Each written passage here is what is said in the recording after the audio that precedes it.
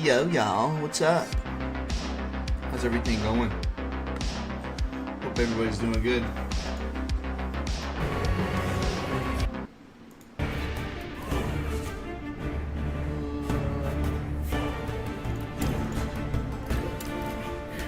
But continue. This time maybe I'll be in a better mood. We'll see. Maybe I'm just still a little pissed. Yeah, I didn't have any shorts. It's kind of, it's a little bit warm right now. February is warm. Wait. Yo, what's up, Julia Smith? What you doing? Again? Bro, are you kidding me?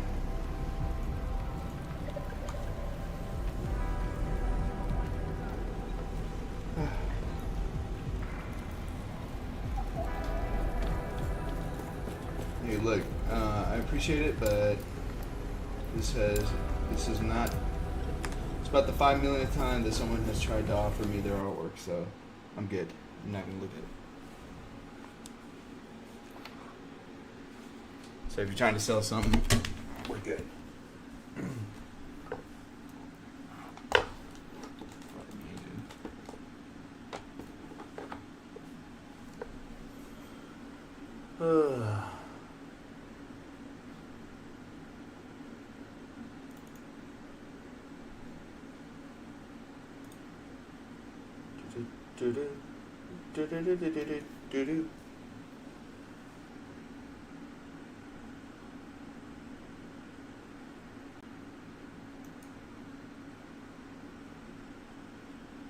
11th hour games. I really need to get a new capture card.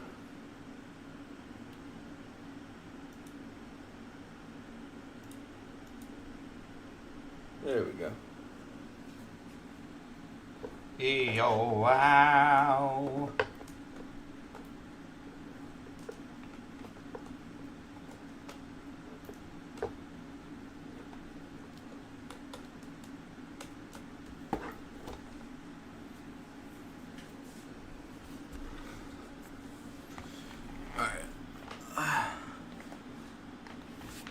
Nice. You got it working.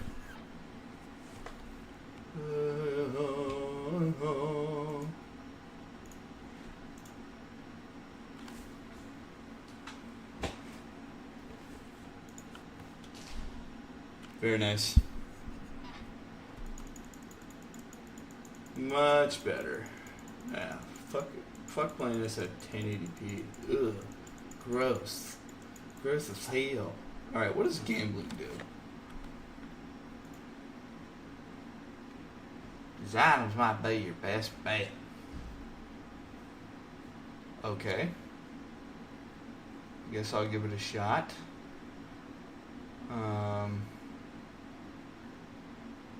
That's kind of interesting. Y'all don't have any staffs, man. 3 to 6. Int.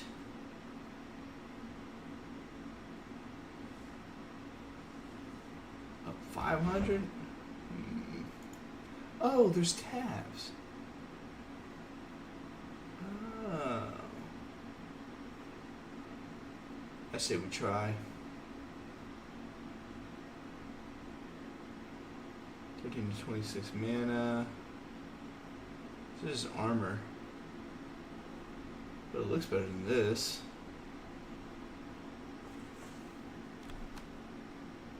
No, I'm not gonna add you. Look, I appreciate what you're trying to do, but you're coming to the wrong person. I'm not. No. First of all, you're not who you say you are. Second of all, I'm not interested in your artwork. Please. Alright, what do we got? How many goes by? What does this do? Poison. Okay. 13 to 19. Yeah, this is not great for us, but I'm going to. I'll try one armor. 3,900. All right, never mind. Nah, I ain't trying no armor. We trying one ring.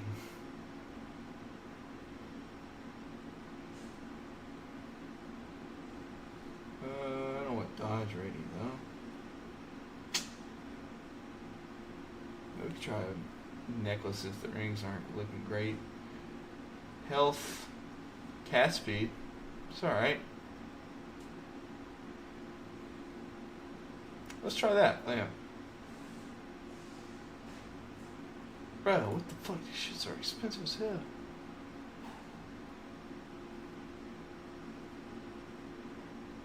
Base attack rate. Okay, so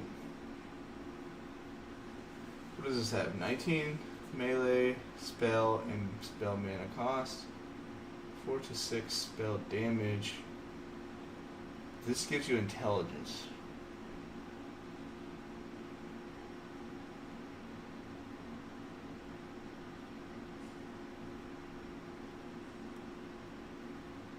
Alright, let's roll on these two. Or let's roll on this first.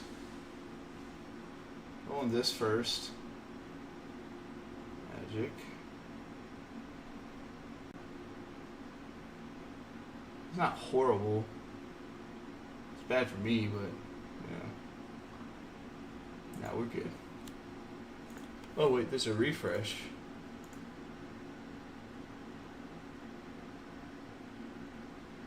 Oh, interesting, interesting. Cultist Scepter. 6 to 10 spell damage.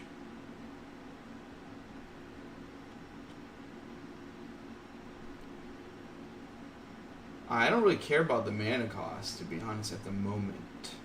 It could be bad later, but...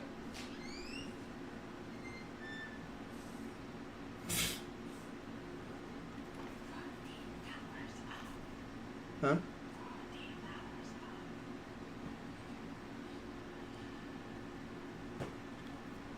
What brand?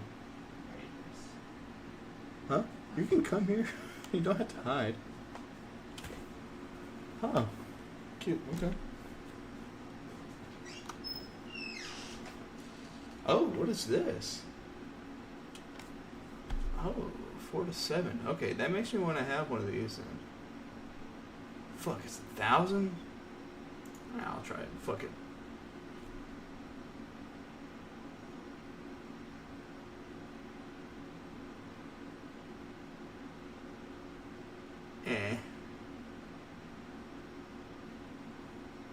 Ah, man, this is so much better. That's the problem. Yeah, fuck it. We're not doing any more of that. That was a huge waste of fucking money. Fuck me, dude.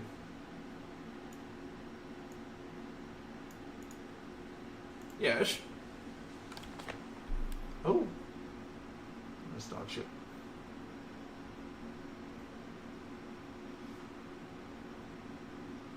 I don't see too much that we need. Alright, so how does this work? I want to learn how to roll gear. +5.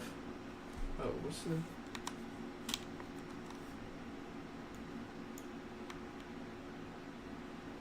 Oh, so these are just dog shit. No.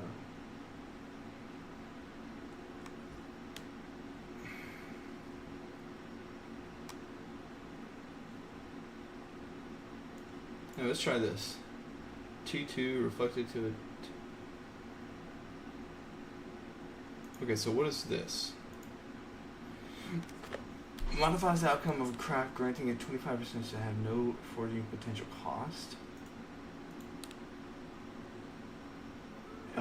Modifier runes. Destroys an item, creating a random number of affix shards containing its powers. Changes the item into a unique or set item of the same type. Using this on a silver ring could turn it into any unique ring, including ones that are not silver rings. However, it cannot turn into a helmet. Okay, interesting.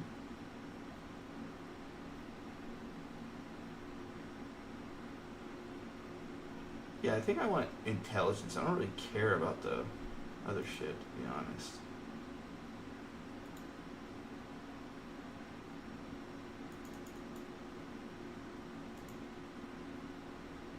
Destroys an item. No.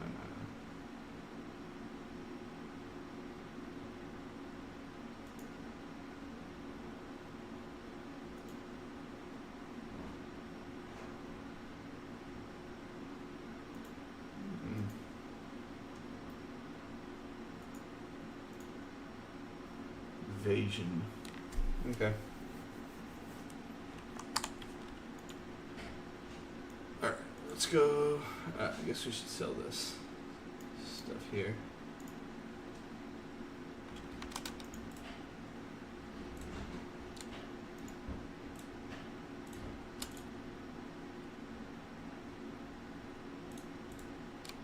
Unfortunate, but it is what it is. It is what it is.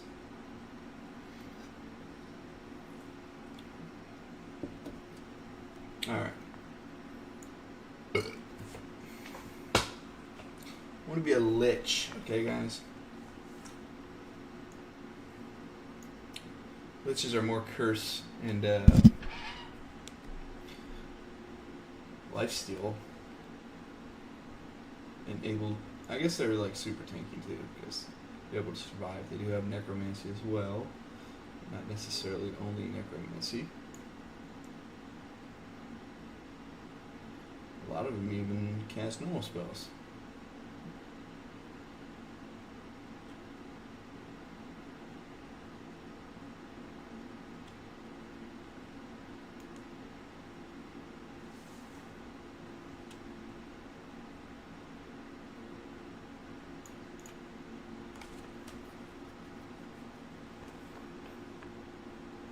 Oh.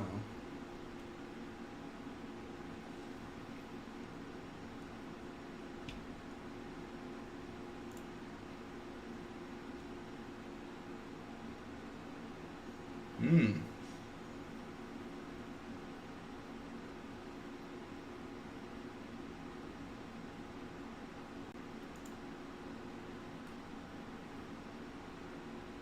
Oh, is this that? Is this the dude that got us back?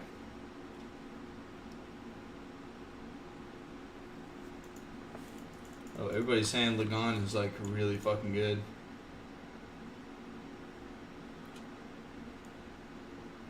Bro, imagine playing fucking Black Desert right now.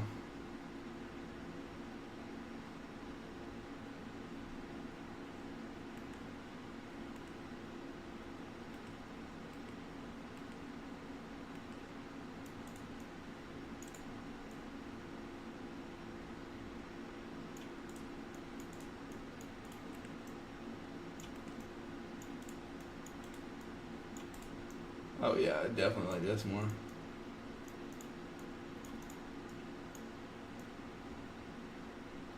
Fuck them, don't need them.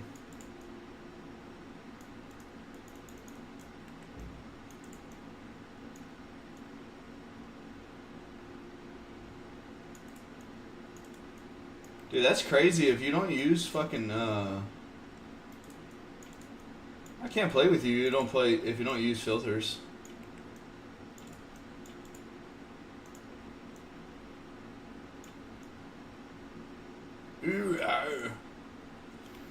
Ooh. Sable 500 gold. Let's go.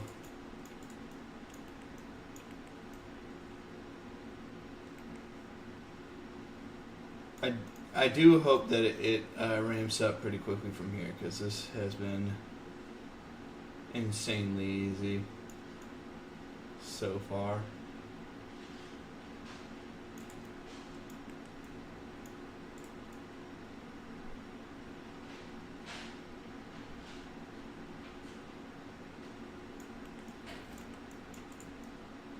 Ooh, a healthy Potione. There's another one. I'm not leaving here till I get everything done.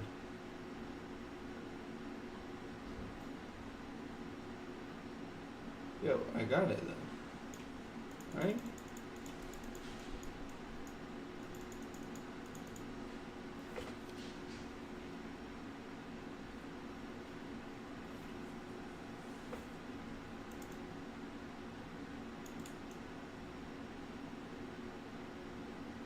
Okay.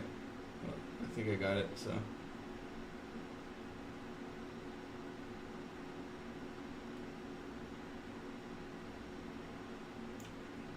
Easy. I want to make zombies, bro. Why is it asking for this again? Okay, so I went in there and I clicked on it. So why is it not saying that I did? Or why is it saying that I didn't do that?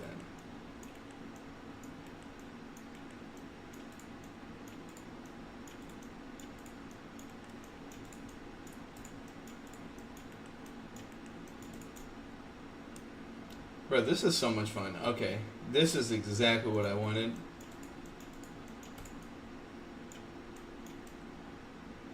Play a necromancer, so I have my little minions, but I want to be shooting out my curses and shit more than like actual physical like bones and stuff.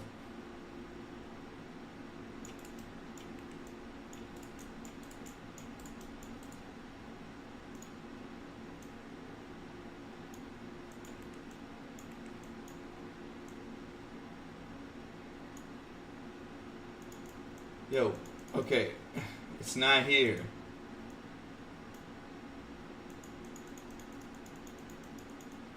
Okay, whatever.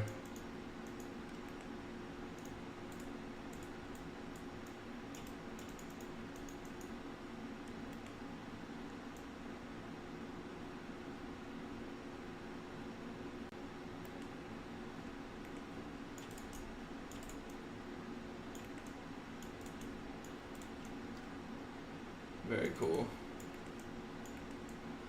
I do like the Rip Blood ability. I really don't want to give up my Golem or my Blink.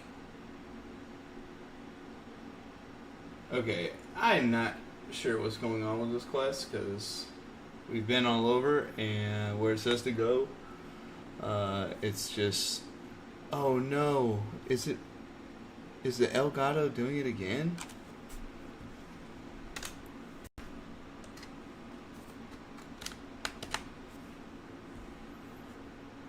Try this.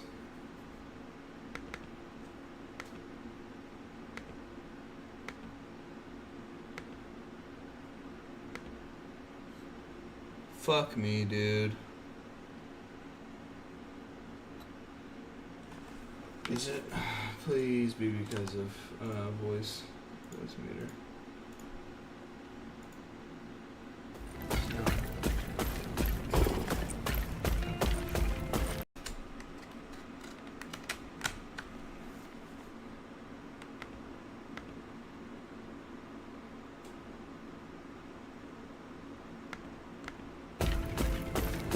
There we go.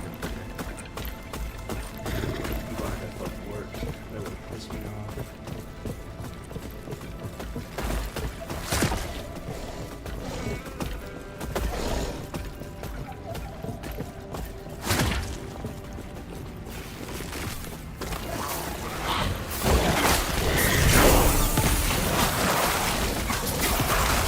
Ooh, we got an upgrade.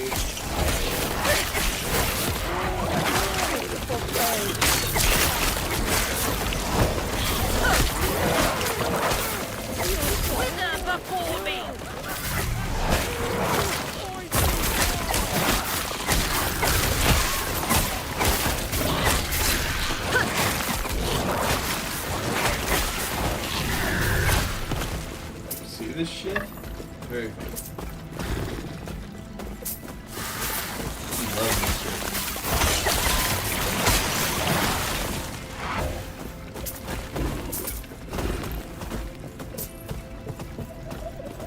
Okay.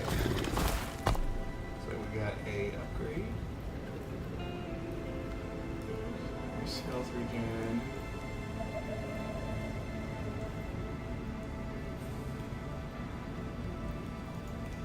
Yeah, that's cool. Poison? Yes, please. Poison is very cool to me.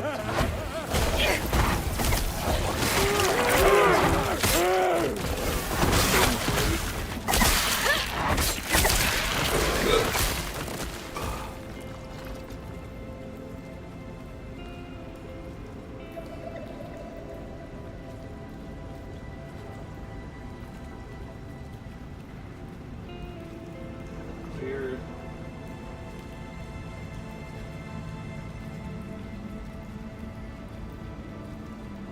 That's cool. Yeah, I'm getting that, and I'm gonna get that. I just think that sounds good. As quick. It is time. Here I am disturbed by this era. But it is not a mistake. It is the consequences of our actions.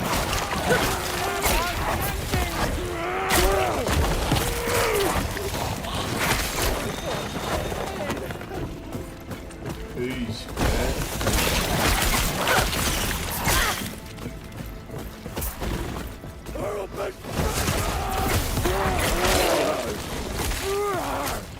If you read this, I am gone. Keep lost refuge safe. Fight off the void. Do not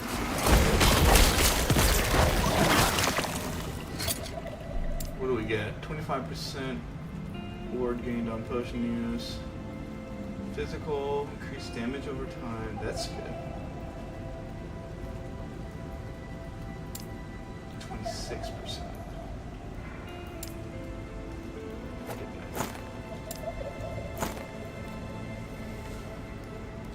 Dodge, no, we don't do that. That's booty.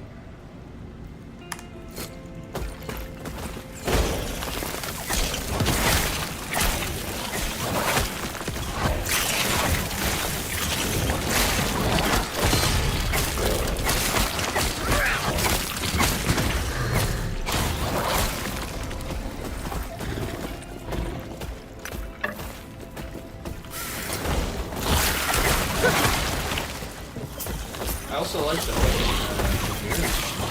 Pretty good. Makes a lot of sense. But it's not as simple as. Well, I say simple, but it's not as reductive as plus skill points at. Like, it's got more stuff than that. Okay. Wait, do we have another?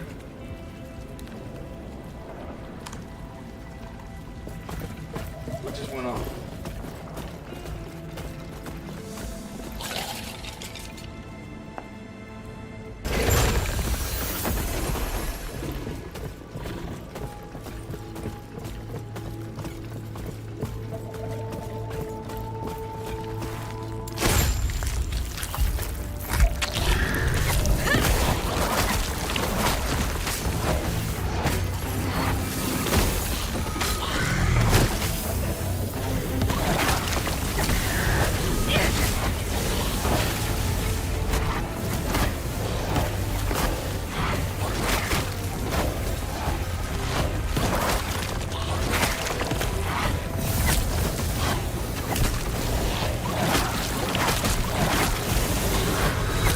The biggest part about this fight is that stick moves with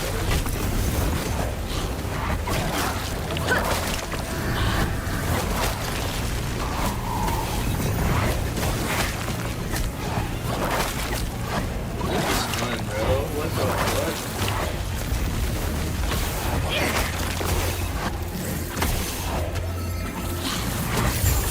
Did you see that? What the fuck? That was so cool.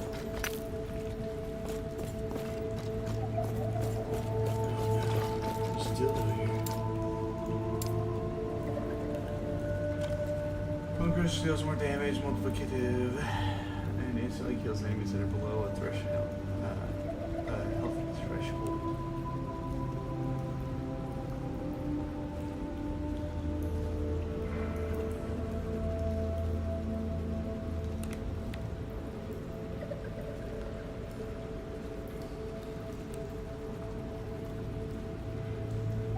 Oh, so every second I cast another?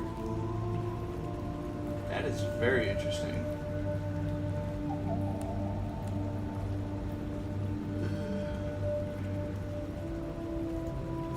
Yeah, with that. 8% and 8% increased.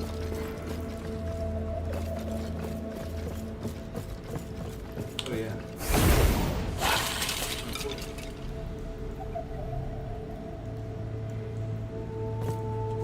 They definitely need to fix the servers, though, I will say.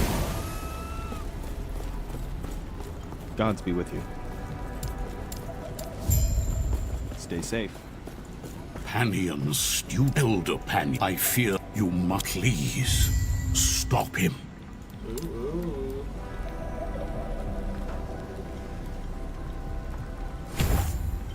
Bro, I'm almost at 20, bro. We're getting there, y'all. What? Goodbye. Whoa, hold on. Hold the fuck on.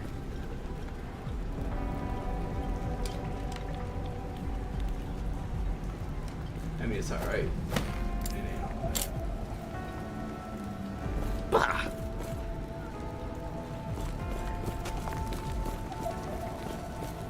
sell stuff to this guy? You feeling lucky? Okay.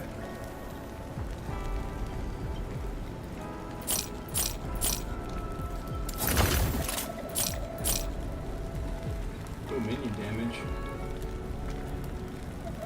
Look at that.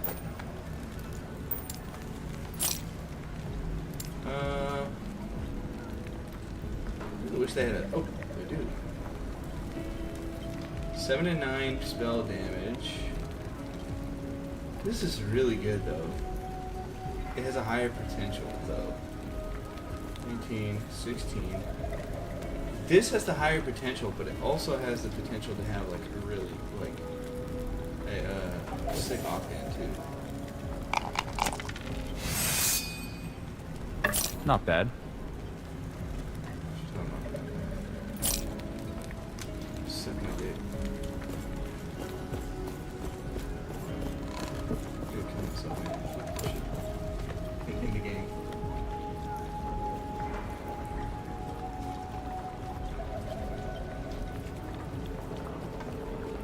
Let's do this. With a little bit more resistance or poison chance.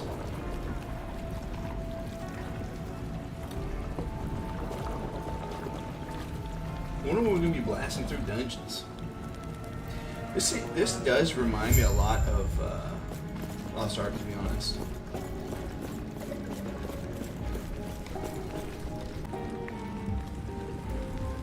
Okay, we're connected there.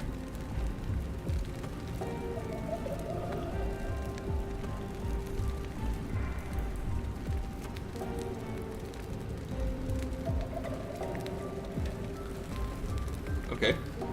Okay, we got it. On all of them. Sorry, y'all. Sorry, y'all. We... nothing.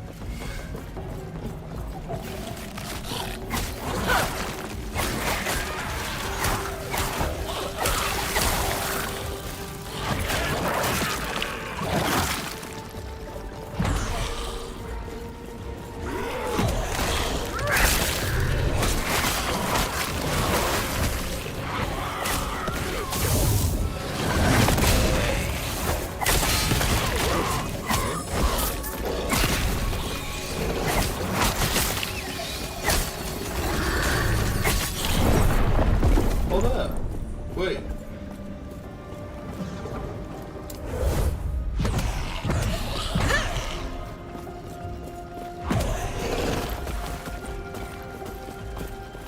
I didn't even know he was our enemy.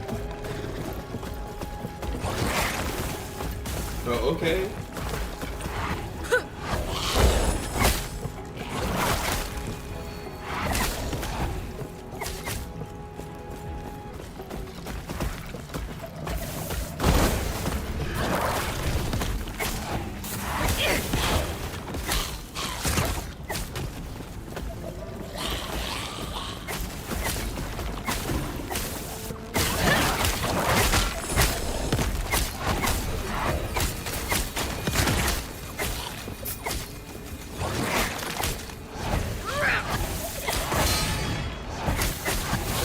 Death will not take me! I don't know if this is cheating, but it feels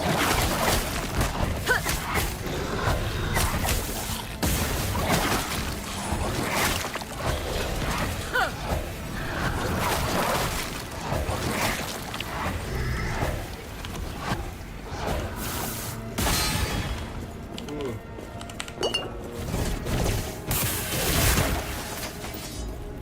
Let's see. And he killed both of us. Definitely killed me too.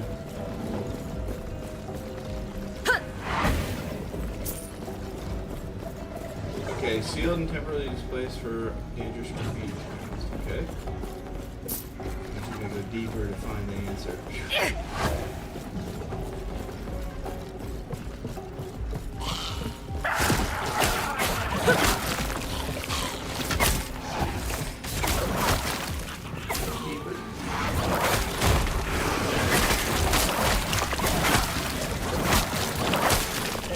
It's a very cool game.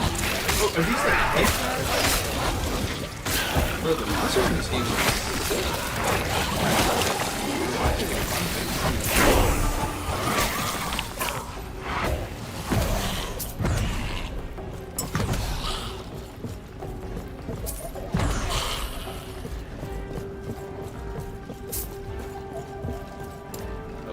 Okay, I'm feeling this.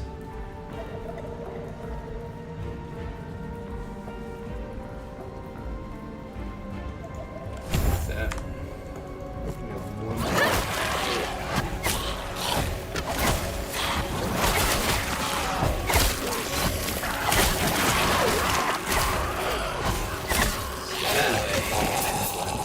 It's probably gonna be dog shit for us.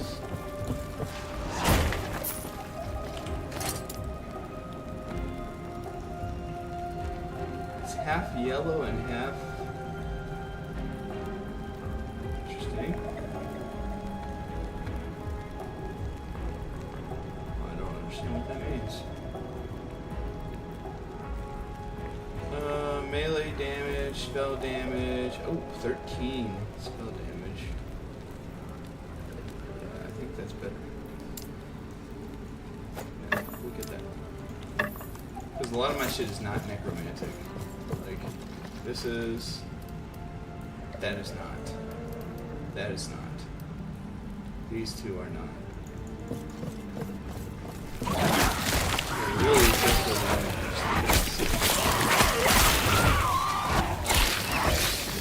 We're doing this blind, by the way. The reason politics and stuff about it.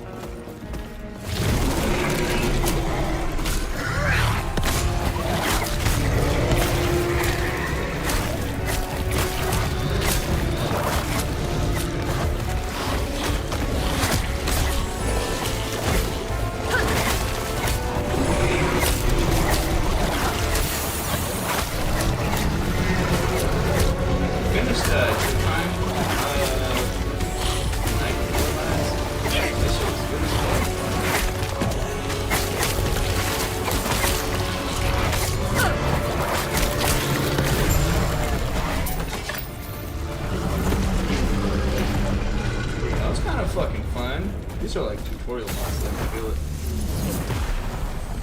Yes. Yes. I think we're gonna go this way though.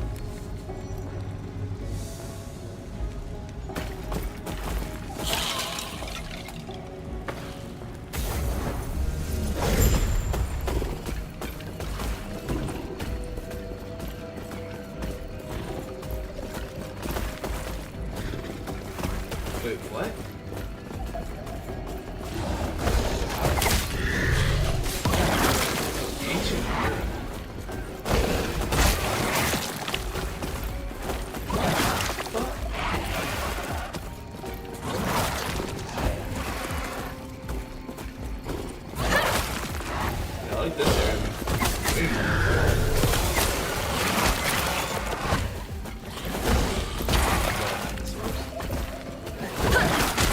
So fucking sick. This game is so cool.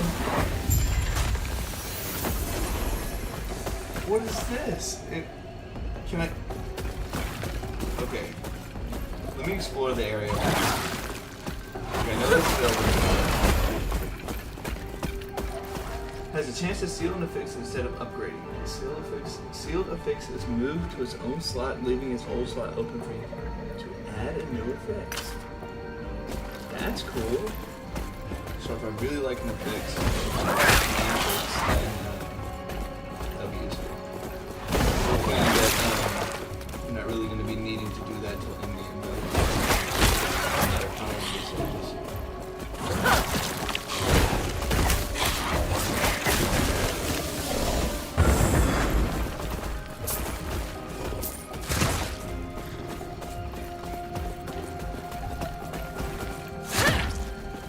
I really like this blink. I kind of miss my Rip Blood. Okay, now where are we going? Oh, Ruined Era. Okay. Interesting. That was fucking sick.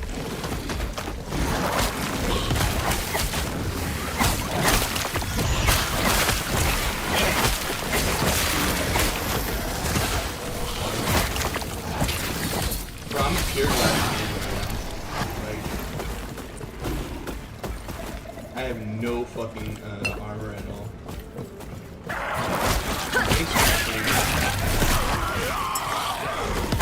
And the off chance I get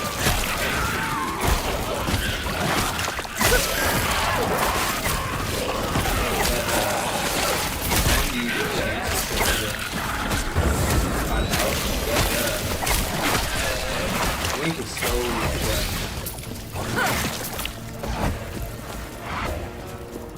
Oh, is that mine?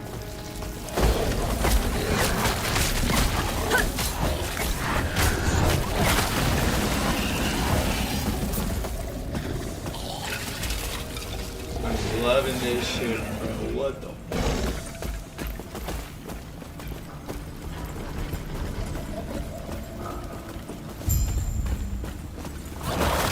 I'm feeling super hyped right now because, like, the past two fights have been like a huge step forward. They haven't been hard, but I can feel that it's ramping. Death will not take me.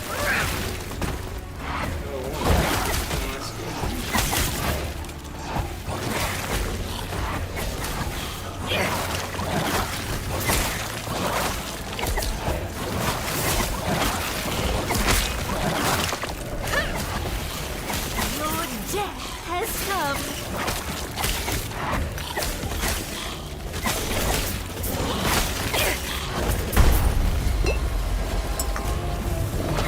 Here we go.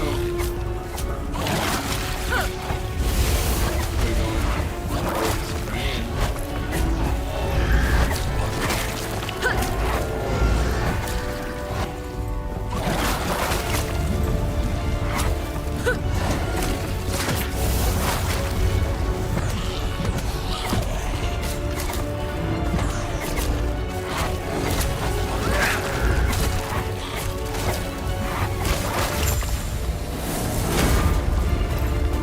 Fucking fire. That wasn't hard at all, but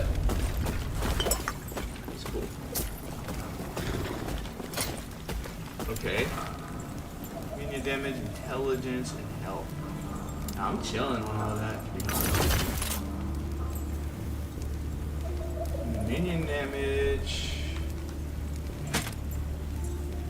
Oh, hell no.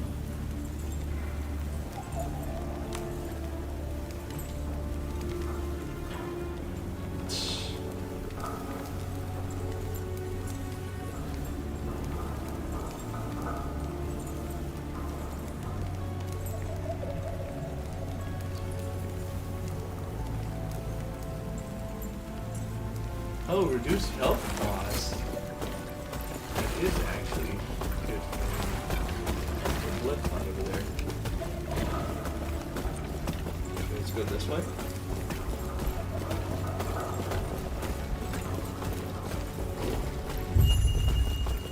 Is it crafting screen at any time to upgrade your equipment by this? Oh, well, they would have told me that, huh? But what's not Eterra's grace be with you.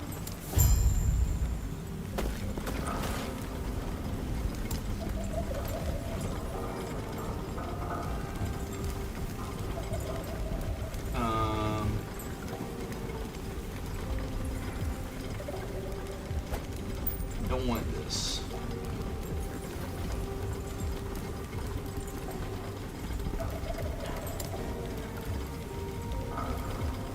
Spell damage is good.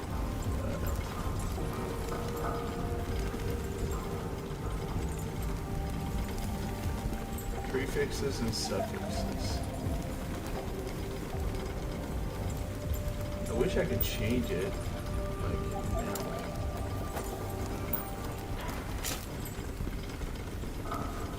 Ooh, fire resist.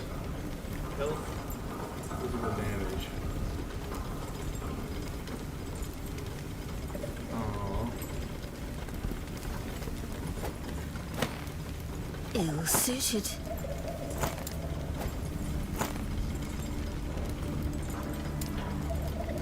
Ooh. Intelligence. Minion damage.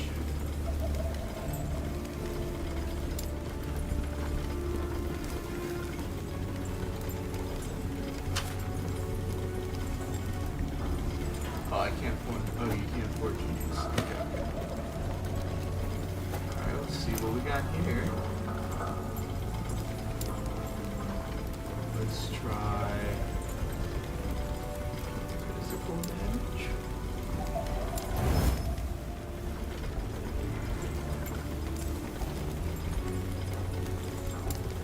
And add in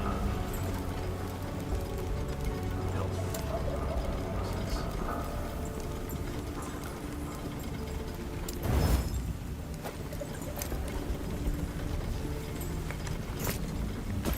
That's fine. Take care of yourself. You too, buddy.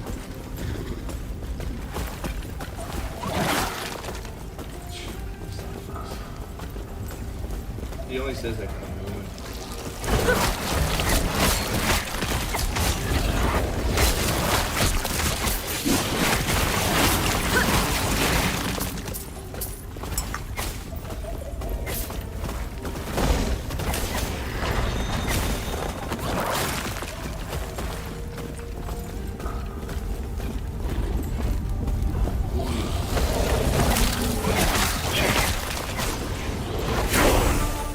You see Death will Look, not everyone. take me. so sexy. Guys, we're about to unlock it. Target, fire spell, damage over time. Infernal Shade. Target enemy and all nearby take fire damage per second. Each enemy can only have one Infernal Shade attached to it. Expires after 5 seconds max. Might need that. Might throw this away. Take this one. Let's put that here and this here. Just wait for a bit. Okay, what do we have? What do we have? Spirit Plague is badass, bro.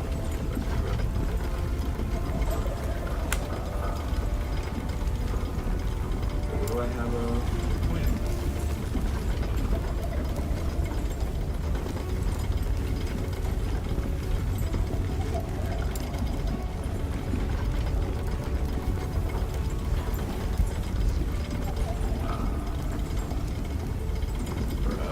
Boots is about 3 fucking fire.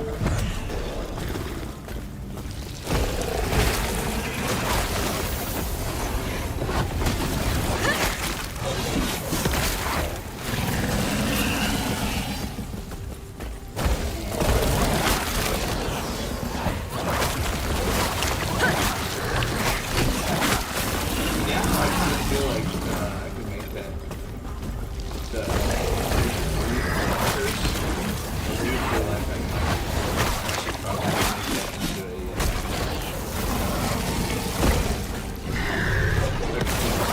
like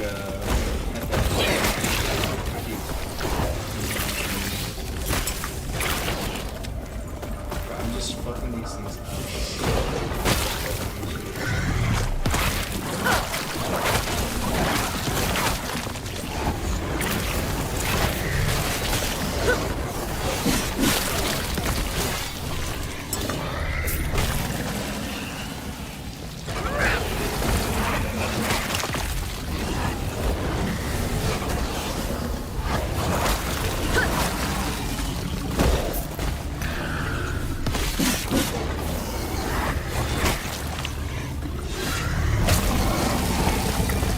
Ooh, he's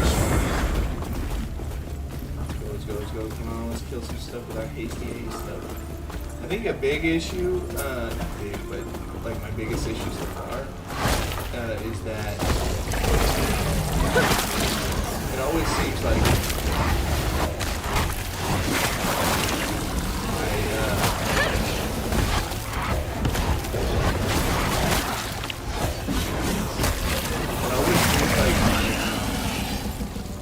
what is it called? The totems are like at the end of all of it instead of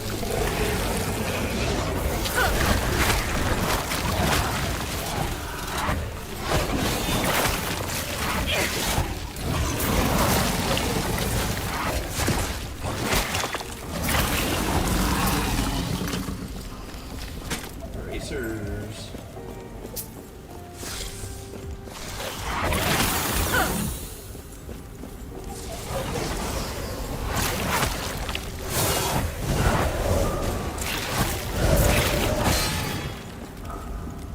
Ring of life.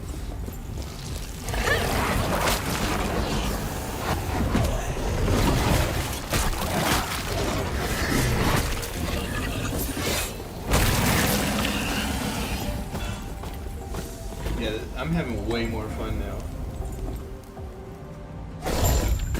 Though, I do kind of miss my skeletons. But we are going to be building into that.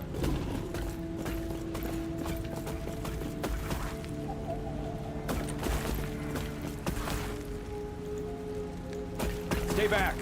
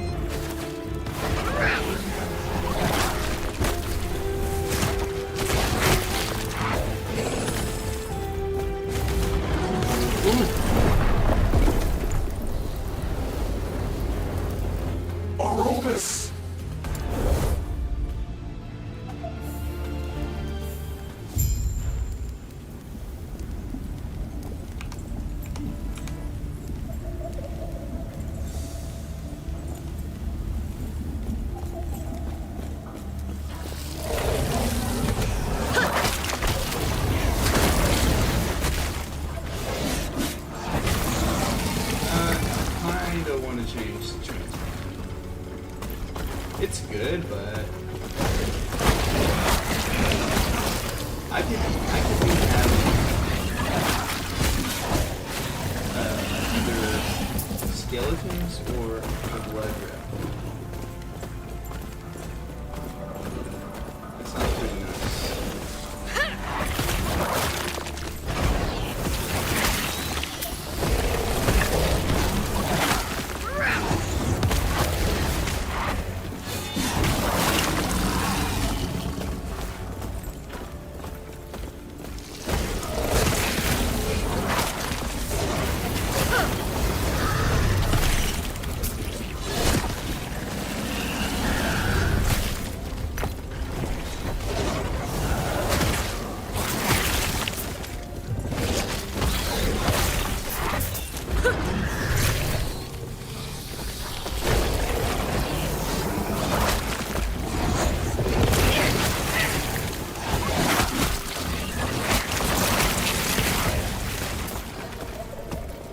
That ability feels fucking sick.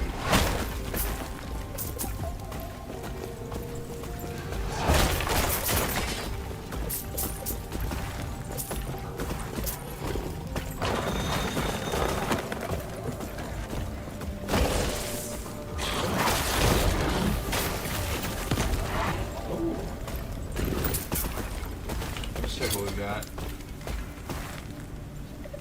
13. It's trash. This is dog shit compared to what we have.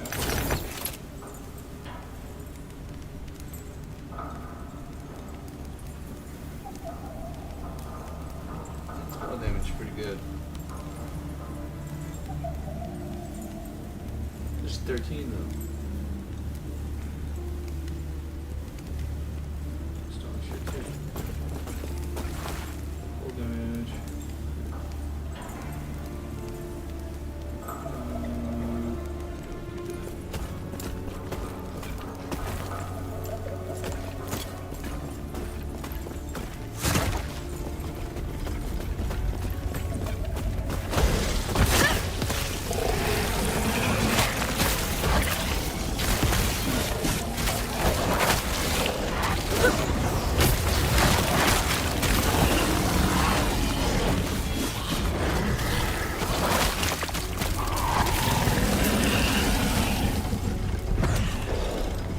there we go. Got some Centurions spawning now. From my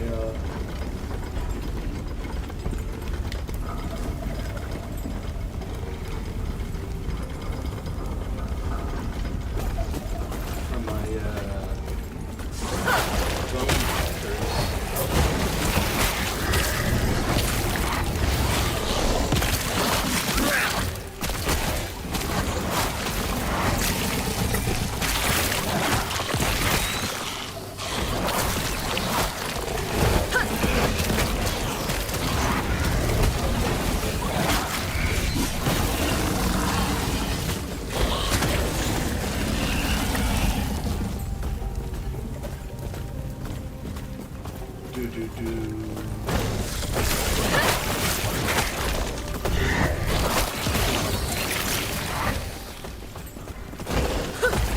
There's gonna be another stealth.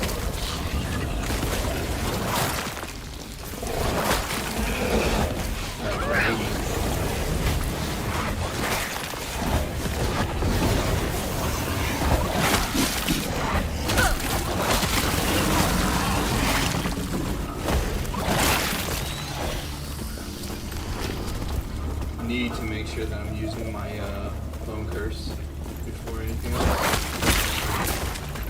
because that's what summons me when I need it.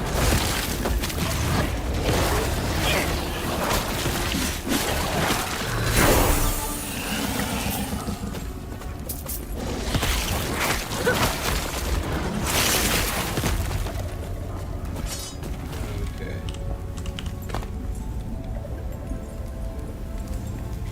Lich.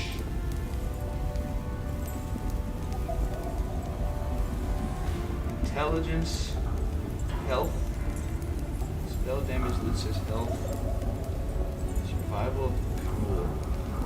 All sources of health leech are converted to increased damage at 10 times their value.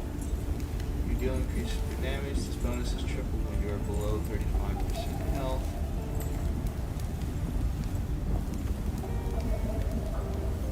I mean, that's not that great.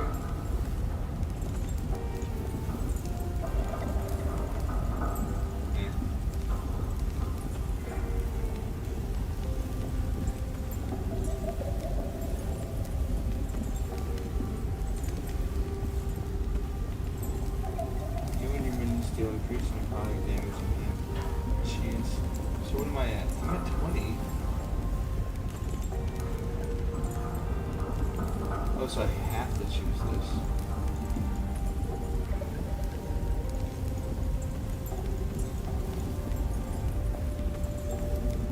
Why can't I?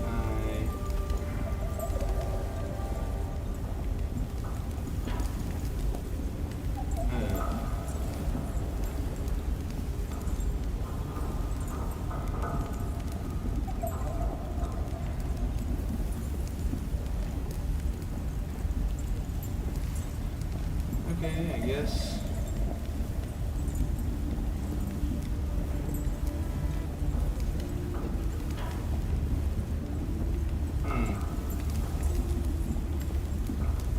Let's just. I'm gonna move on because I don't want to waste money for this because.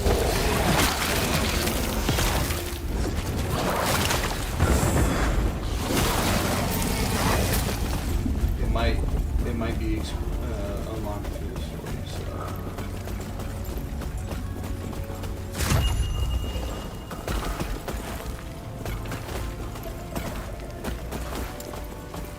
Thank you, I know.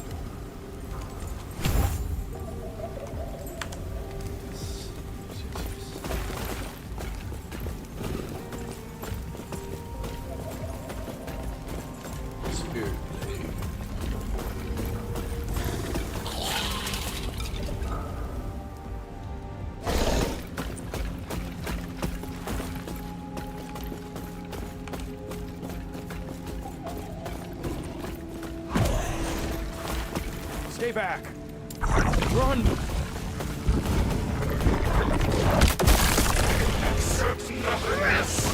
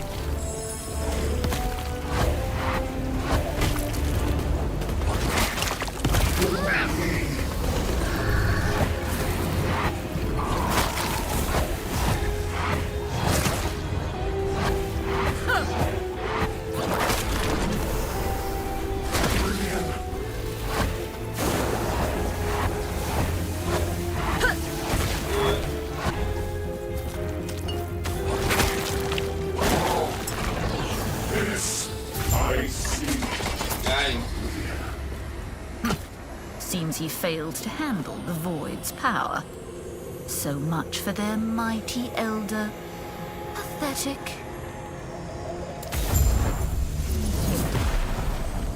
Kinda. Wouldn't even give me any health.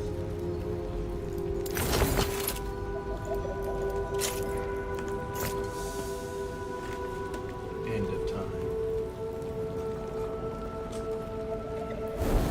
Oh.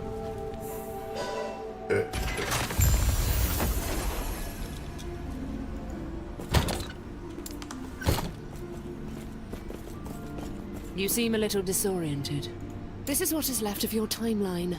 And don't act so surprised. Most he might be kind enough to show you how to tap into your true potential.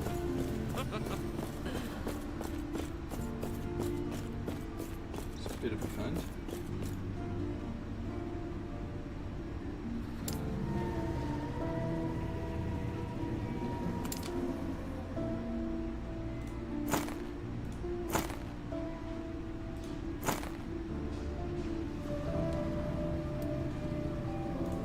Oh, I see. Okay.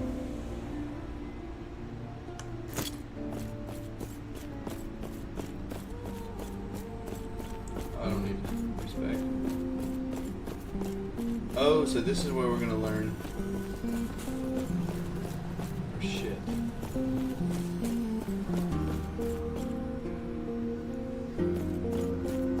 How do we get up there?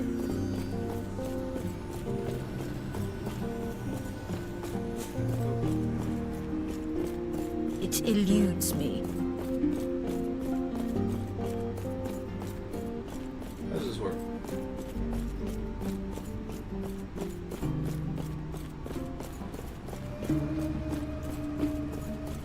You've woken up. That's good. I'm sure I see your countless old if I then close your eyes and focus on the potential you wish to wield as I guide the shades to you.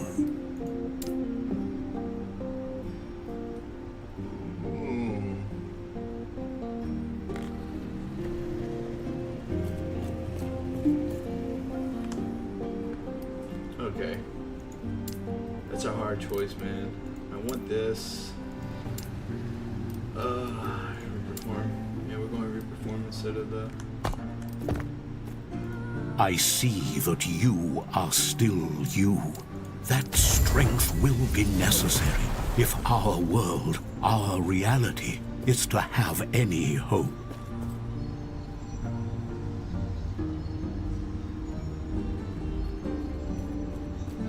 I'm gonna go for this so I can get this.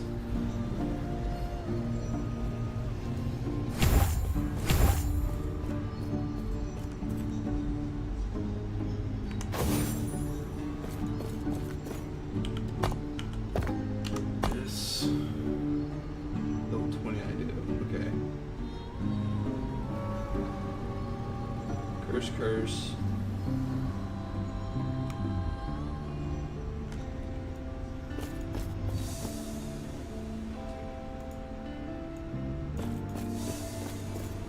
Nope. Takes a while for it to. What's with ARPGs and having that? Every ARPG has that shit. Why a terror? I see by you. Thank you. There is an old passage to the surface. I will dispel the wound. Gods be with you. The temple of a terror. Stay safe. Greetings. Okay.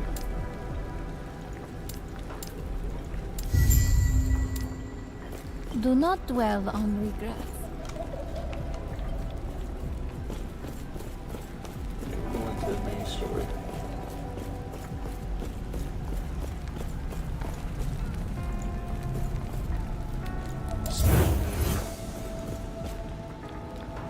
Entering the sheltered wood. Yes, the sheltered wood. That is the kind of wood that we are entering. Or is it entering us?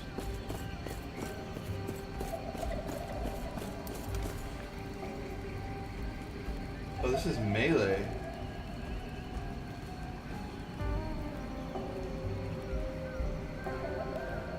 Alright, we're gonna have to try it out.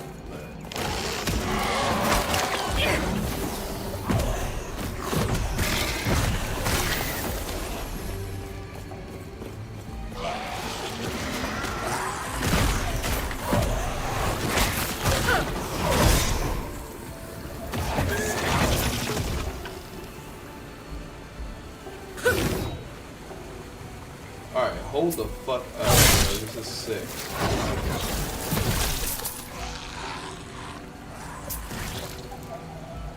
Okay, I lied.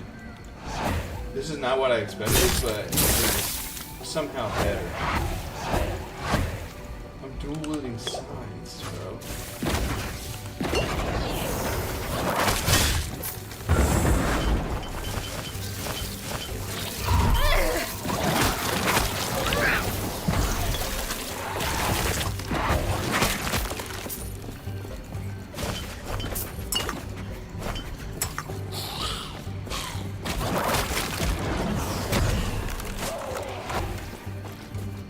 Okay. This...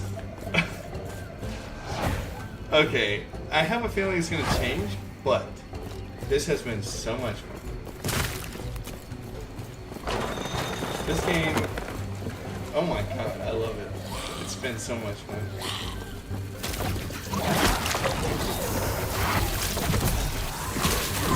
Death has come.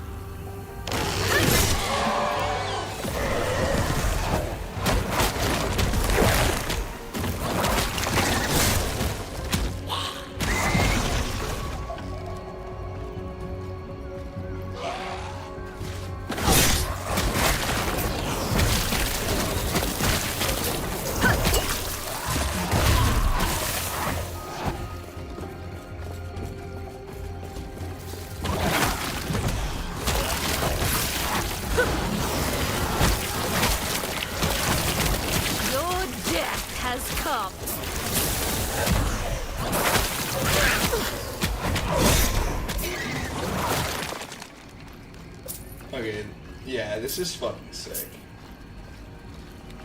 And this kind of takes away the need of Blink.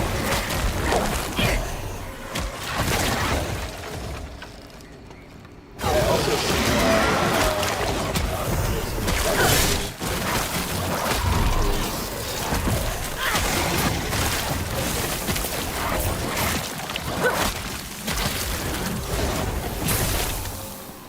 it's a very interesting approach.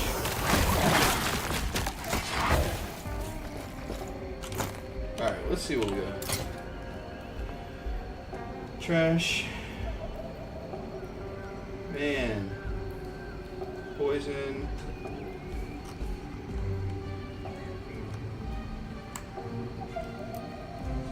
Physical, minion, physical. Poison, minion. Poison damage.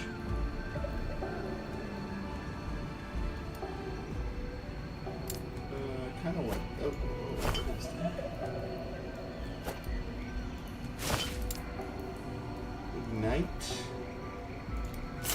Let me see what we got. Very nice. Shock, Ignite, 30 ward. I want the poison. This is physical, minion physical. This is poison, poison damage. Yeah, let's do this. Speed, strength.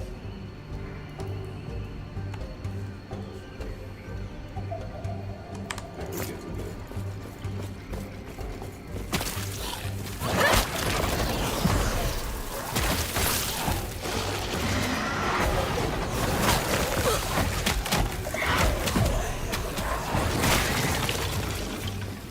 It'd be funny as shit if we were trying to do this. I can't even remember. 16 or whatever.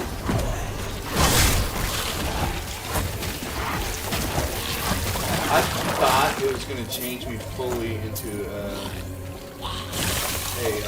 melee, but it does not do that.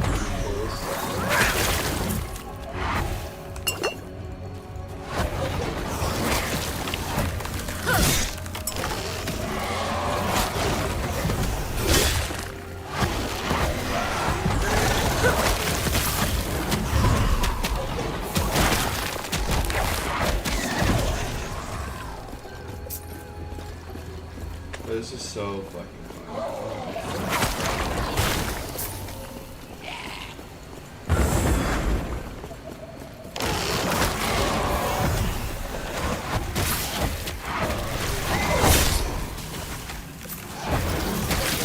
Death will not take me.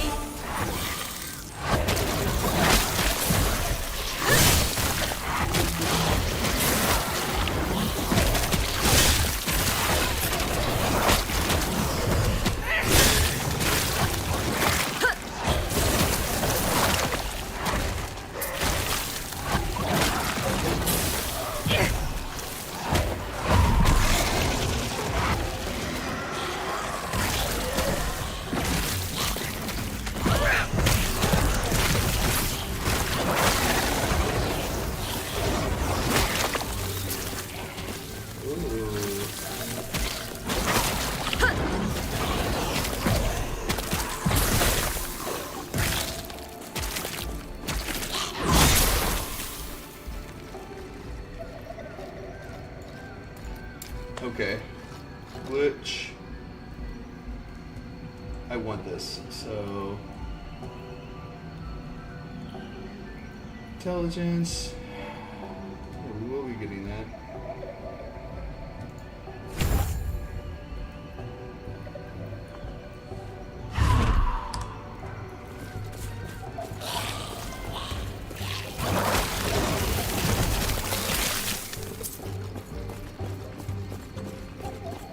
Imagine thinking you're good at killing stuff, but then I come through. I'm so fucking badass.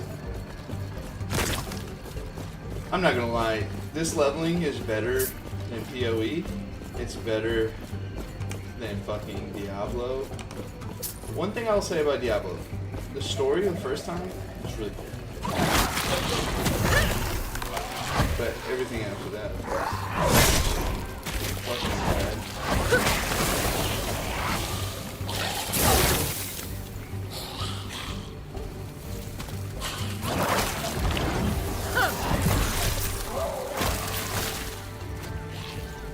Very fast. I'm super fast. Super fast. Yeah, call me Flash.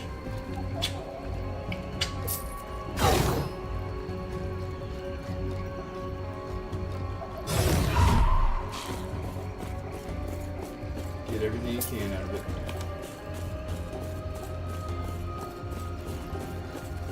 I'm gonna assume it's over there, but...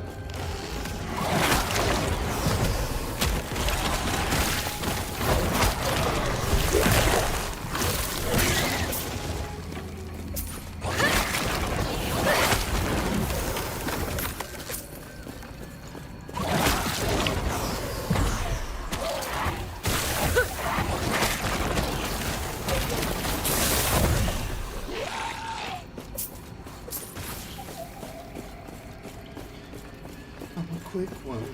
Mr. Branch. Ooh, that'd be sick if there was a fucking monster.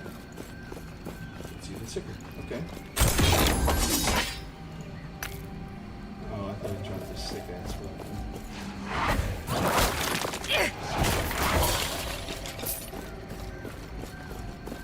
Bro, did I just spawn those off as some fucking DnD?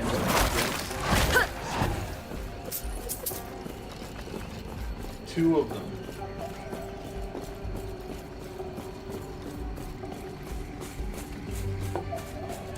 Yeah. Okay. I will say, Lost Ark is fun. And nobody can say this because I actually think that Lost Ark is, prior to me playing this, and I haven't gotten to endgame on this, so we'll see. But prior to me playing this game, I would have said that Lost Ark was my favorite ARPG. You know, I don't play it that much. And that's, I mean, I like ARPGs. The thing is, like, sometimes I feel like I'm wasting my time. Even if it's fun, I don't want it.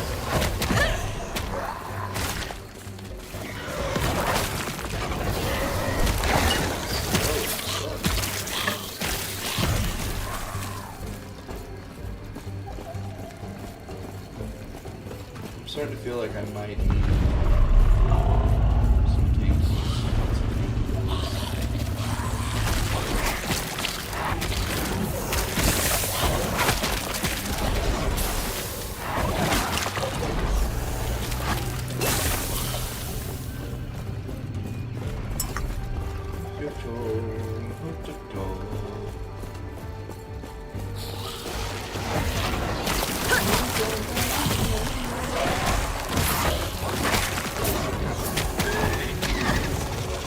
I do wish I had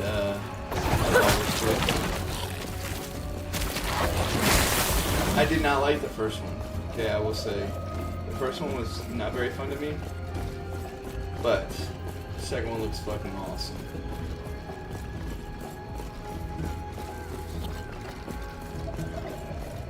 That was fast. There's no preserved magic. I'm not reading all that. The cultists had a philosophy. The void transcends reality, and by embracing it, so could they. After all, this world was gone. If they devoted themselves to despair, would it welcome them? A form of hope. Desperate, worthless in the end.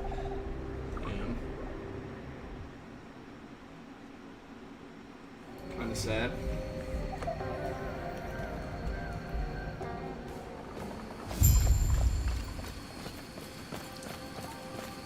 Kinda wish it didn't show you or point you towards the exit.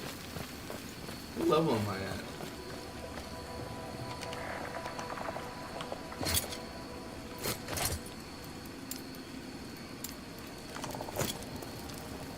Was it C? Oh wait, D. Okay. 91.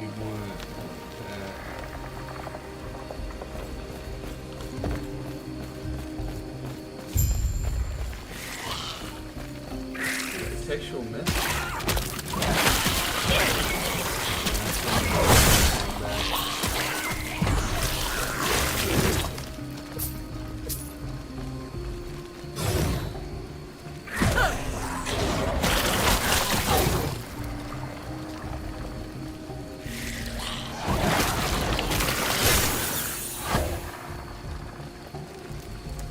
Caught me when I was asleep, actually. I was taking a nap while I was cooking some chicken.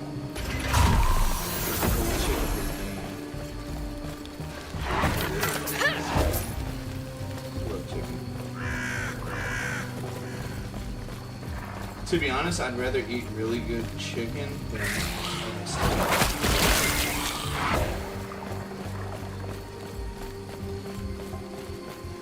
Though I feel like if that situation would arise, we might choose to stay with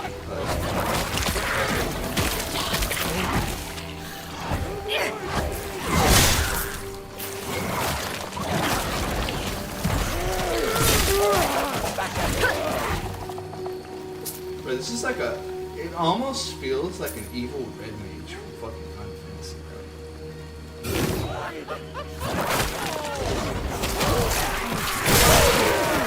See that? Stack up my curses and slice them, bro. This shit is fire.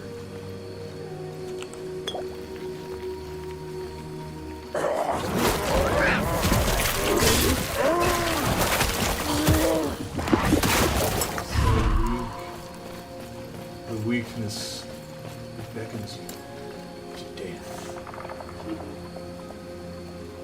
The players are also fiat. Come with this.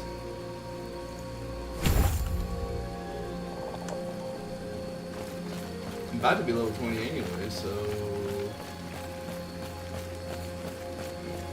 Oh, it's only 8 hours to finish the campaign?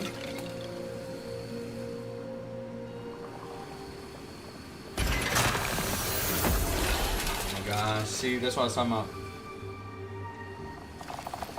It should point you away from the entrance. I'm gonna need to get some ice for my back because it's hurting. But we get this thing. At least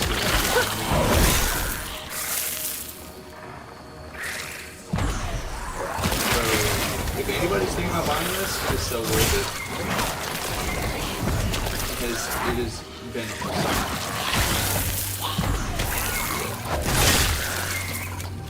I have a feeling that even if you don't like the class as a game, you're probably going to like it after a certain time.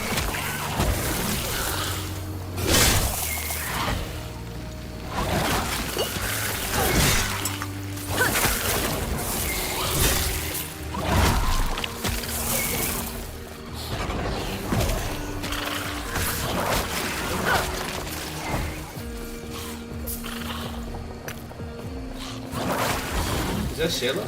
Sheila?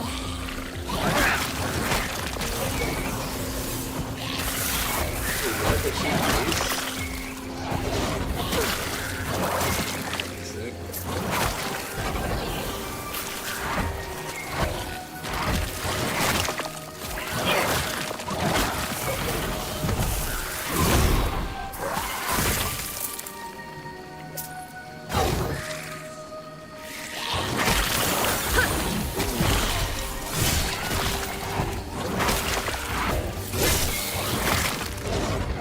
Probably gonna put this Reaper form into my next upgrade ability, mastery ability or whatever.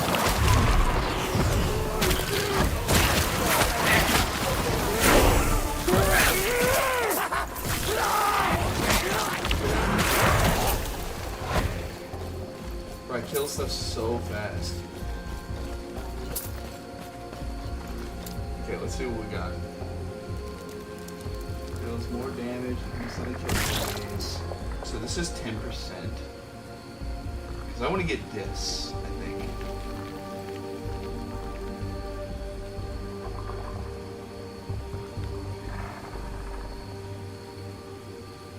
I also want to go here, I think.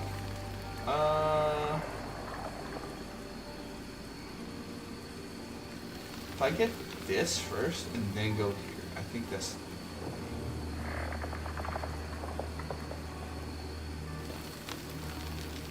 Then I think I'll go up this side.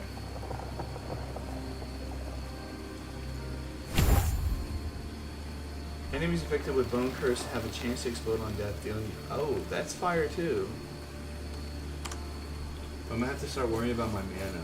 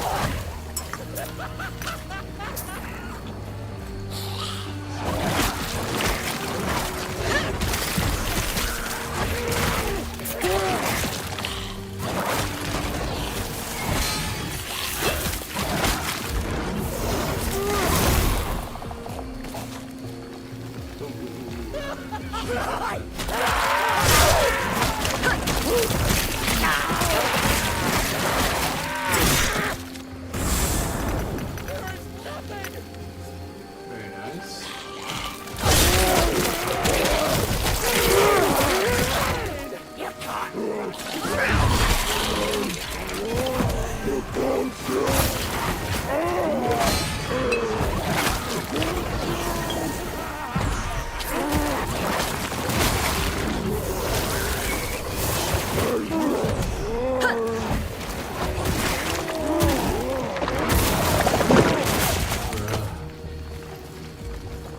That was a hard pack.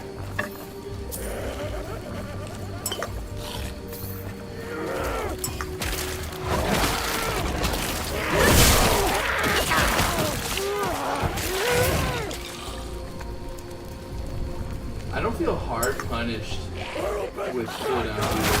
That's cool.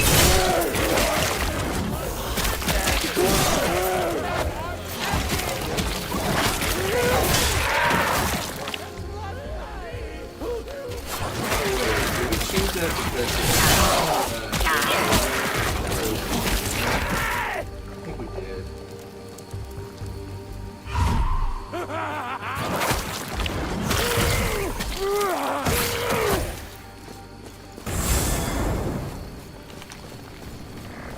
Okay, we gotta go up here anyways.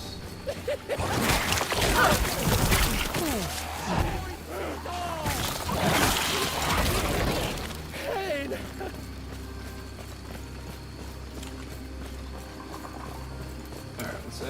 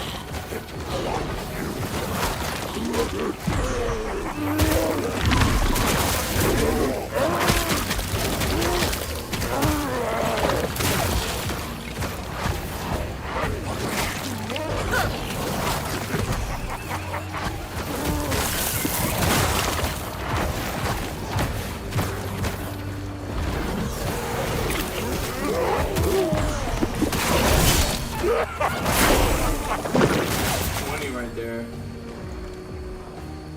Let's go. Okay. Oh, I can't. Okay. That makes sense. Oh, I can't. Alright, it's either this or this. And that's a hard choice. I think I'll go with this because it's gonna have a lot. Filtering -2. Increase damage over time. You deal addition expenses down faster for 4 seconds after using the move. Half health. Increase damage but have reduced healing effectiveness and more fat.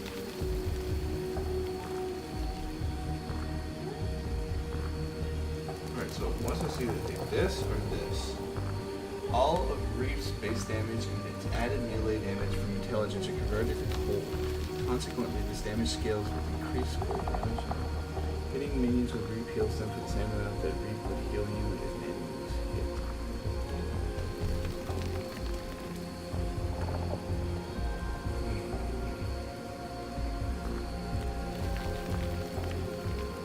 Chill chance Reef base damage. But this is cool here.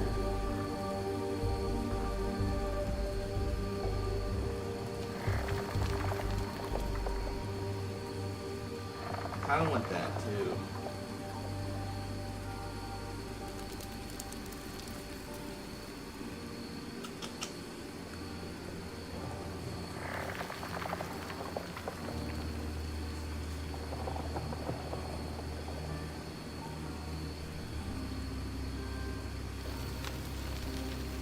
Haunting. While you have a chance to apply Mark for Death to enemies on this use.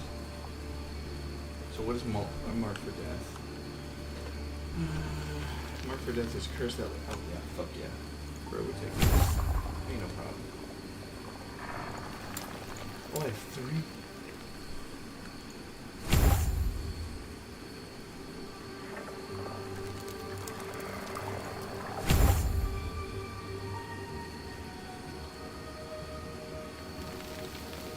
Cannot crit. Do I care about crit?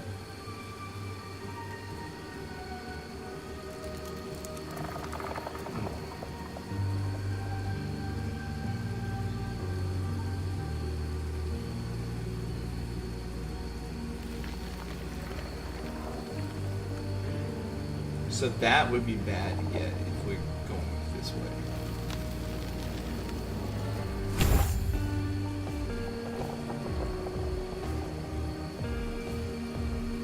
Okay. This is so interesting. God damn.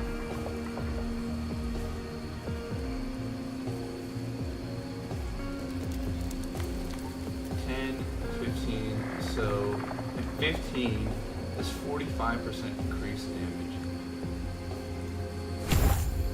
Drain life. Channel spell that targets the trainers target location dealing.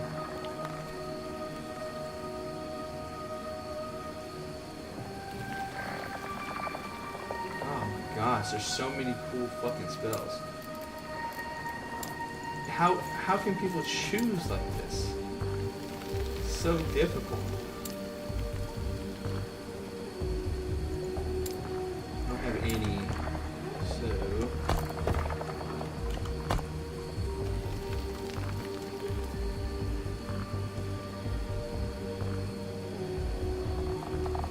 curse. Okay, so curse, chthonic fissure, but we're not getting that. Seal. Yeah, I like these. These are cool. Aura of Decay. Drain Life. This is fire too. These both are fire. I could see getting rid of Bone Curse. There are certain things I don't know about it, but we'll see.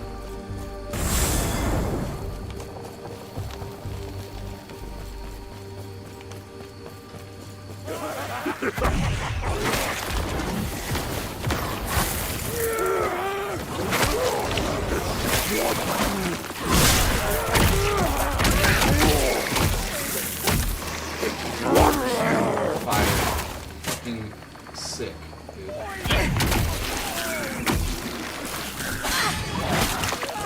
Oh, but this takes so much fucking time.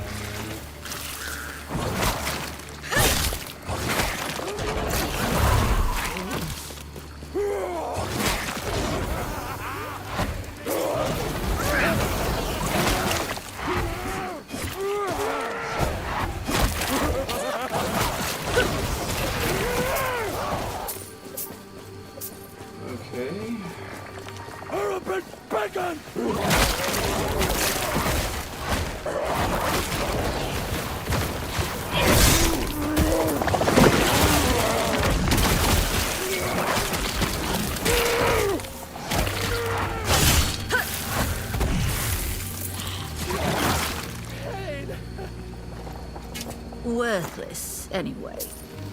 Another Boots of Regrowth. Fuck's sake, bro, that's a lot of stuff. 8.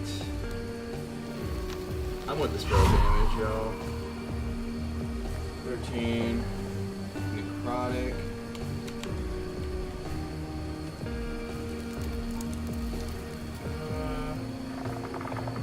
We're keeping that spell damage. It's really good.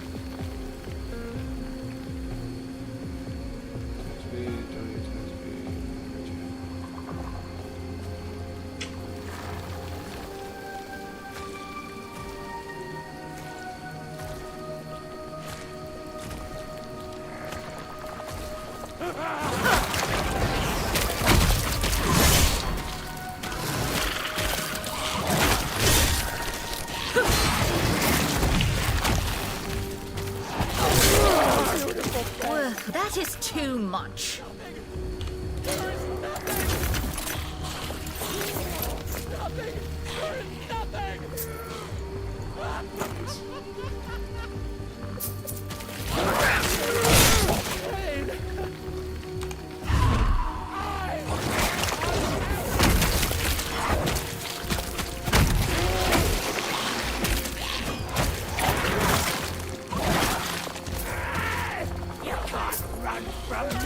That's involved.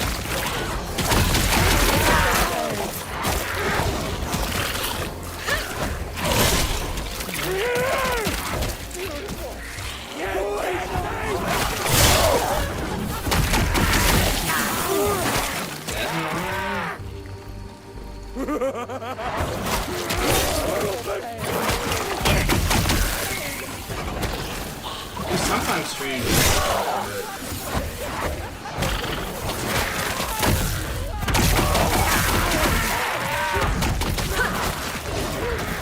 Do you see this?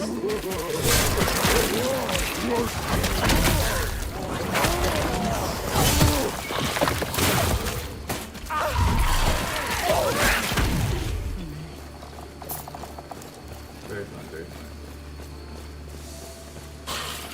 Okay, we do need to evolve our other curse to the new Pokemon style.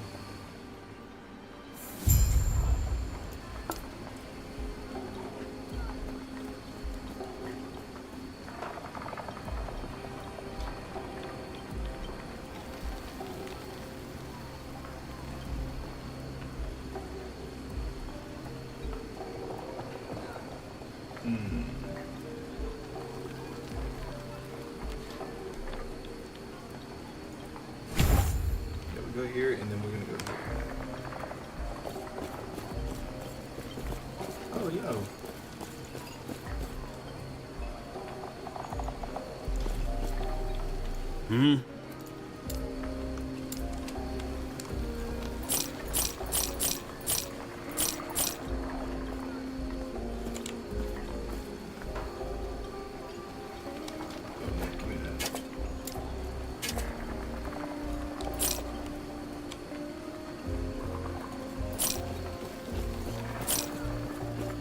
Plus 1 attunement, dodge chance, and armor.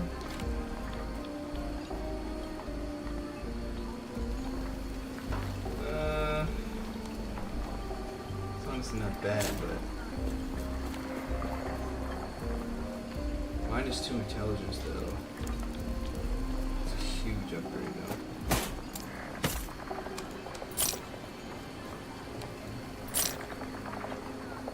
Minion health. Speed.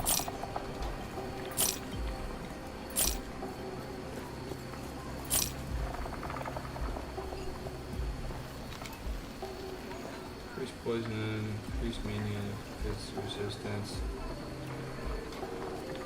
No. Why are you giving me strength shit?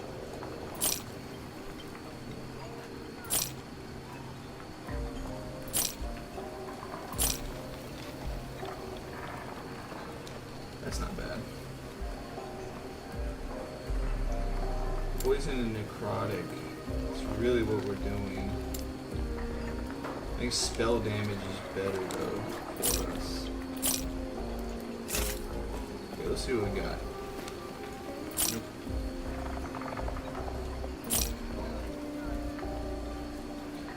20 ward. That's right.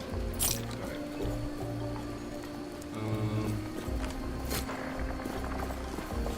I'm not wasting my time on this shit. Let's see. Let's go for intelligence. Oh, I can't. Fuck me, dude.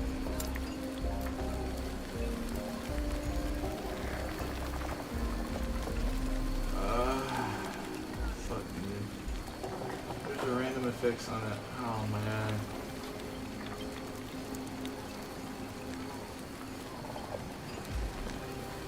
Okay.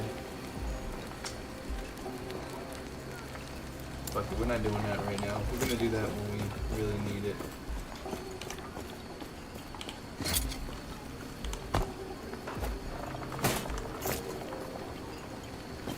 Greetings.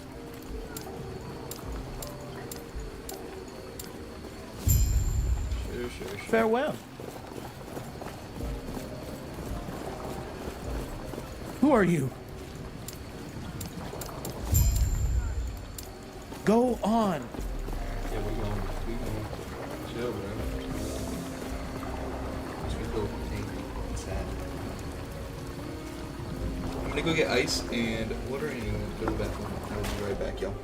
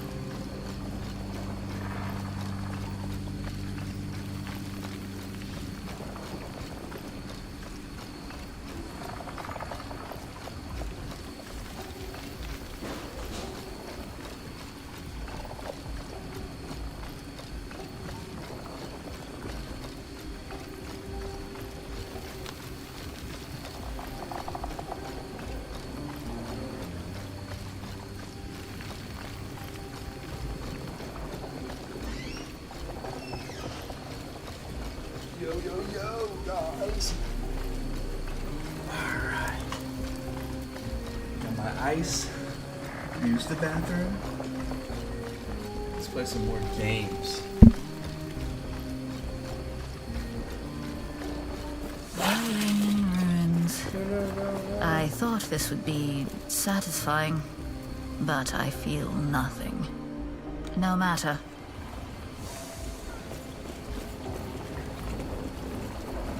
Is that what she's saying? Or my character?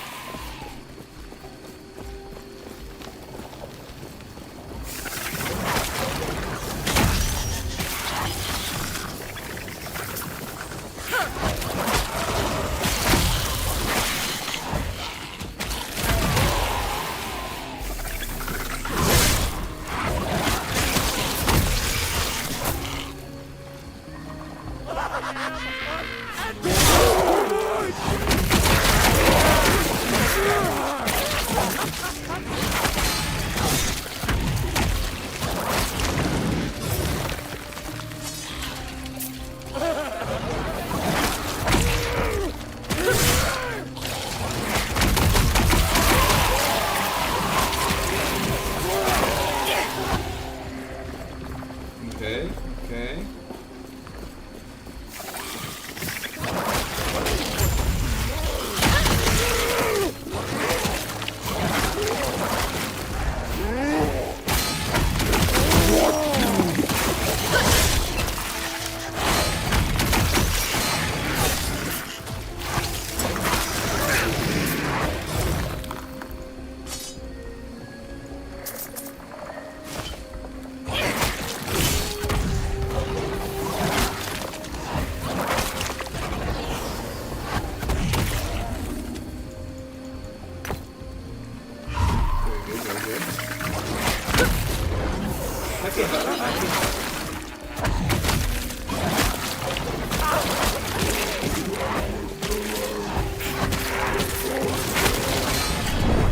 Death will not take me. Cockroach. Did I just die to a cockroach, bro? Okay, I do like this, but maybe I need to move this here.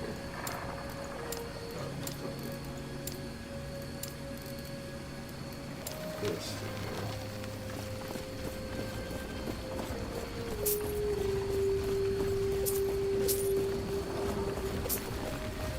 Because it is kind of awkward pressing all my curses and words. Yeah, that's better. Much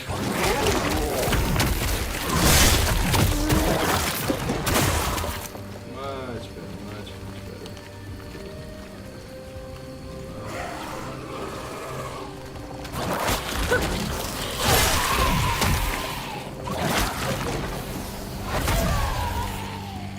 I need to rewatch Stranger Things for the new season. Your death has come.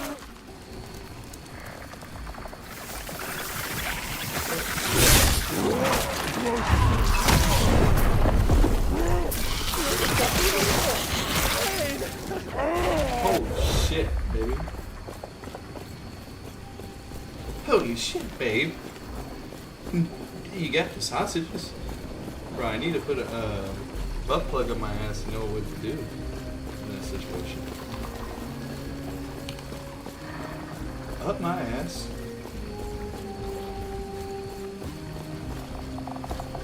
What's that? Oh, is that where he died?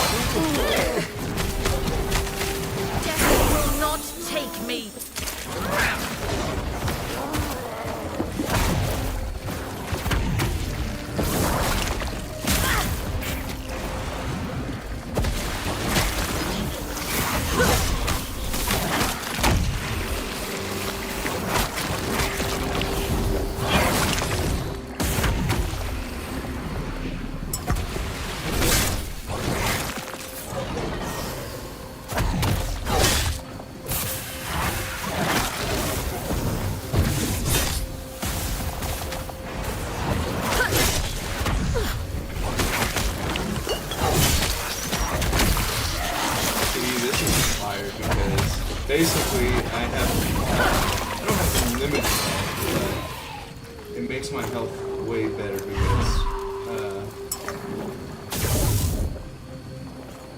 I am able to. So what does this do?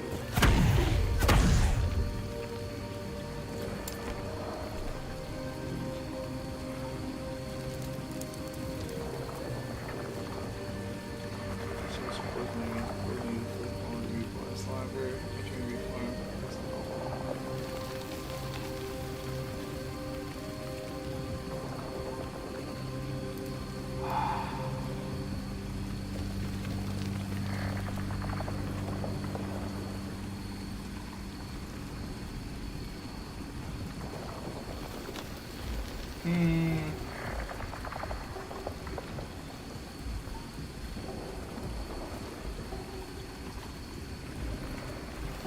think I need this because we are not at the level of lifesteal we want to be. Okay, so we got when you drop below half health, you are granted this quick has 12-second quickness. Increase the chronic damage, bleed chance, minion bleed chance, harvested legions. When you rekill an enemy, you have a chance to send a skeleton vanguard to its corpse.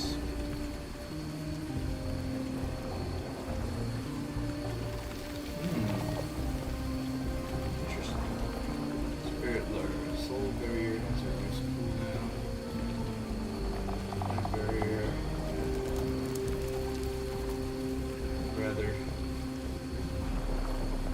I think I want this.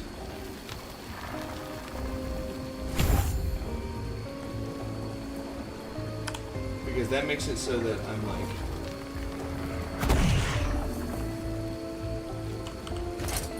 Do I have something that can help me open this?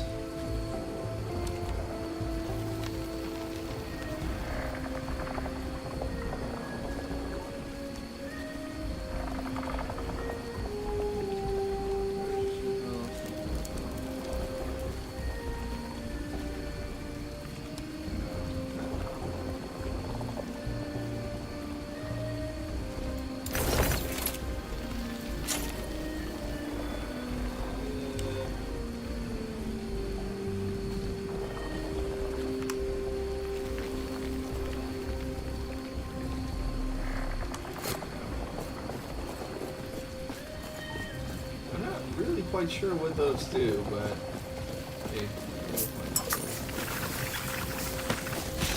Death will not take me!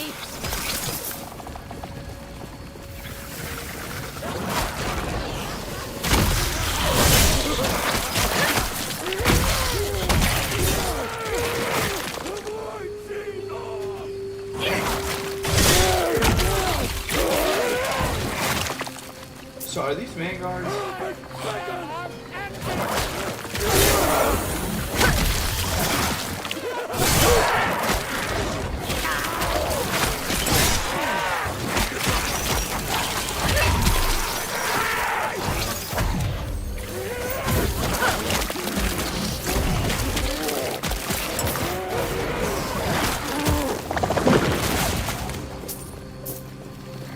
Remember what I said?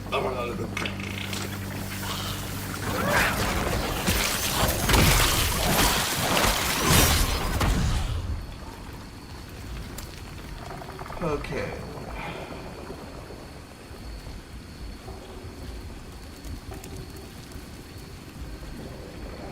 I was signet of agony, first limbs.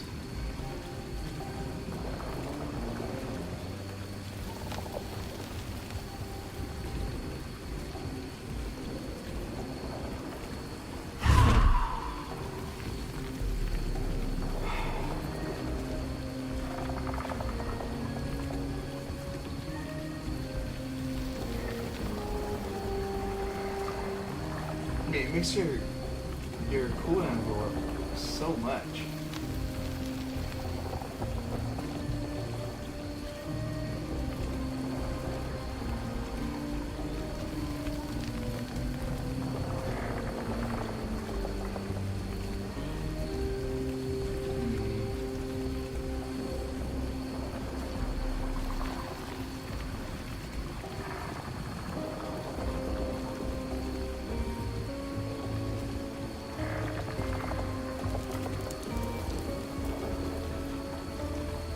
Oppressive gaze. Where is oppressive gaze?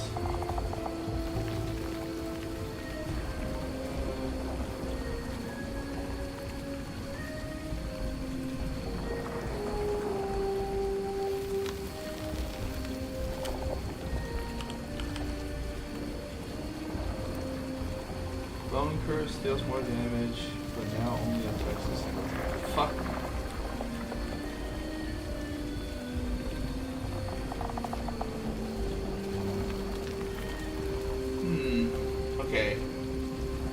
So it looks like we're probably going to be moving towards icy stuff.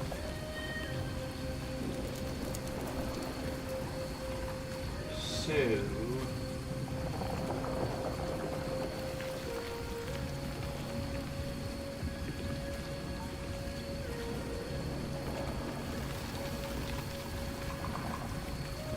those are so good.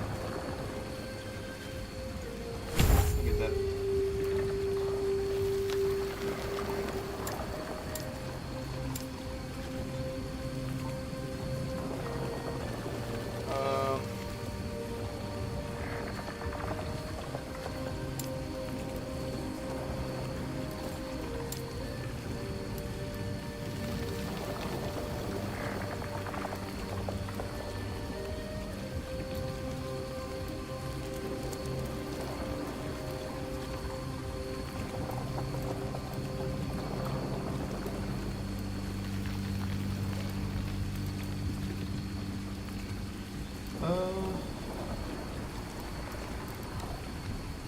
Let's see what this do.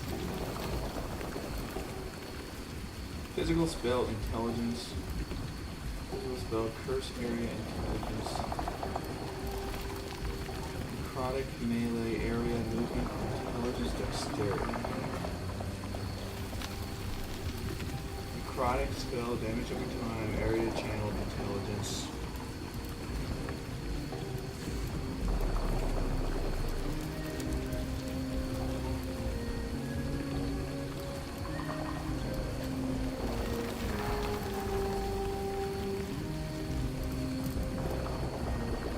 Spell damage over time curse. Okay.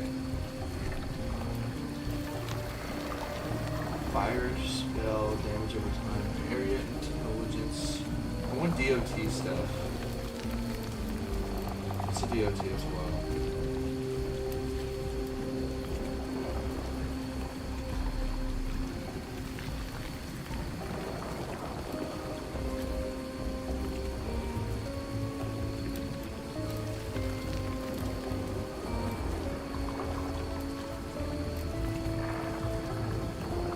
Yeah, I think we're good with this. I just need to find a way to get more mana.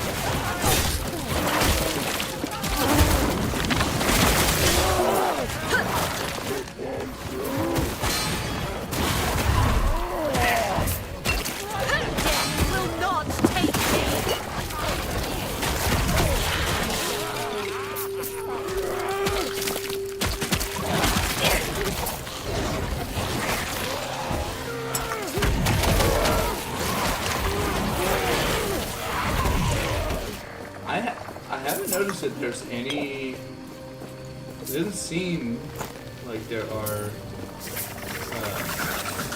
mana points.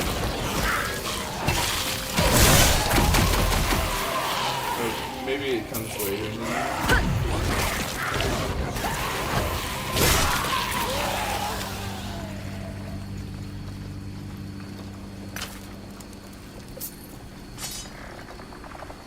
Conflagration.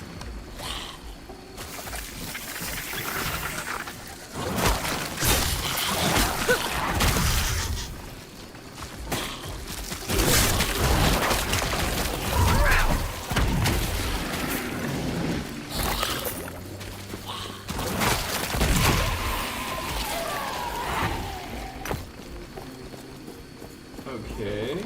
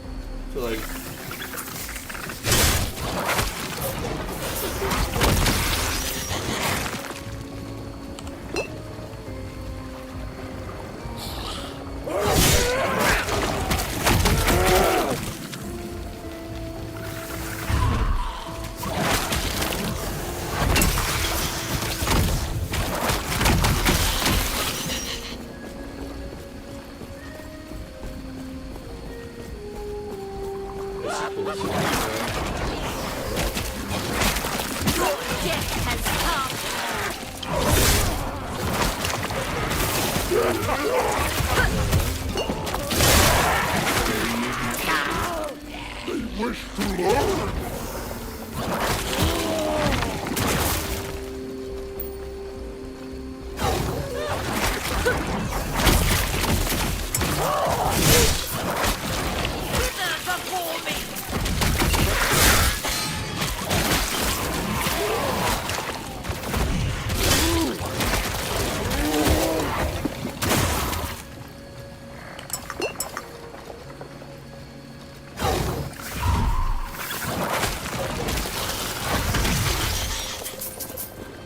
Yeah, this is a lot of fun. Okay. I wonder what the next ability is gonna be like. It's gonna make me rethink my whole fucking life.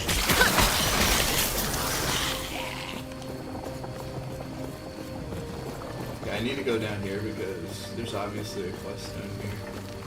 Or like a completion objective down here.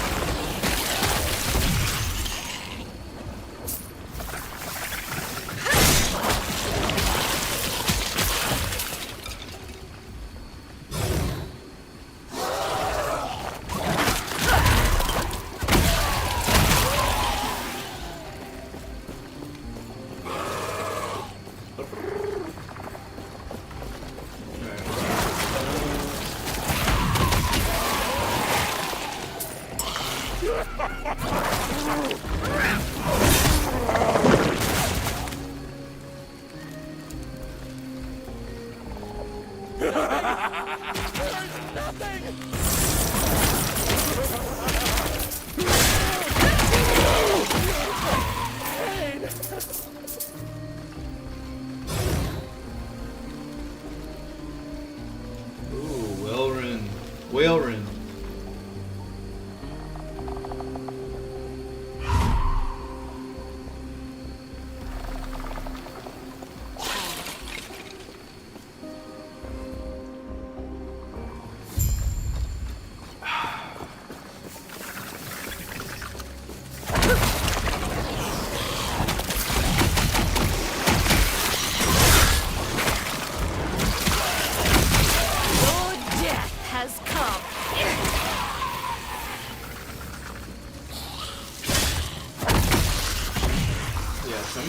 These are getting harder.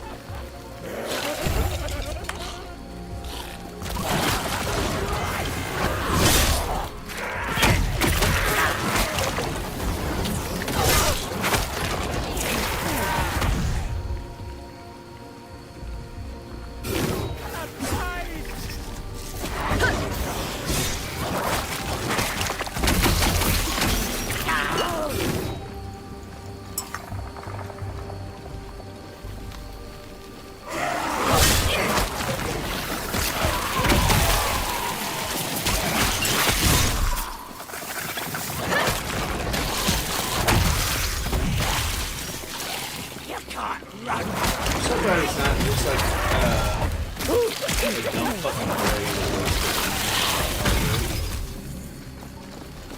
Like it went on, it's alright, but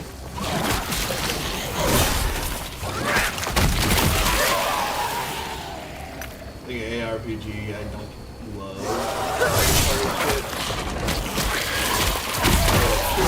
Party shit. You know? It's not super fun, it's like Will not take me. make me slower.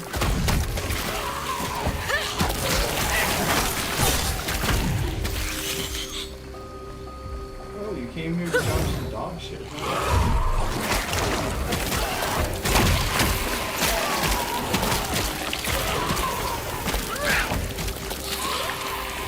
There's some creature. Good fools, wasn't it?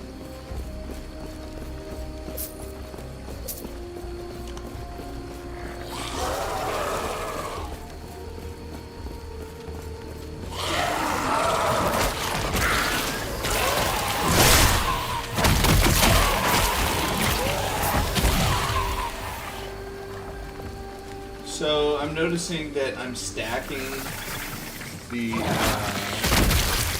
soldiers and somebody. That's not it. Because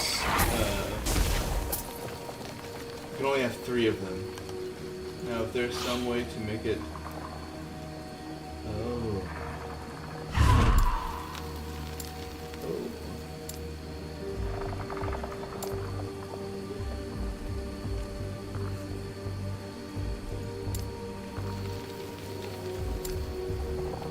Oh.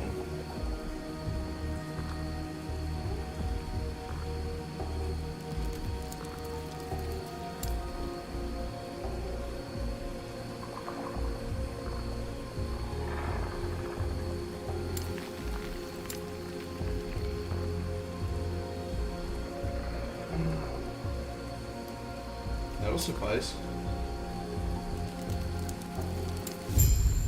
Bro, I want a phylactery too.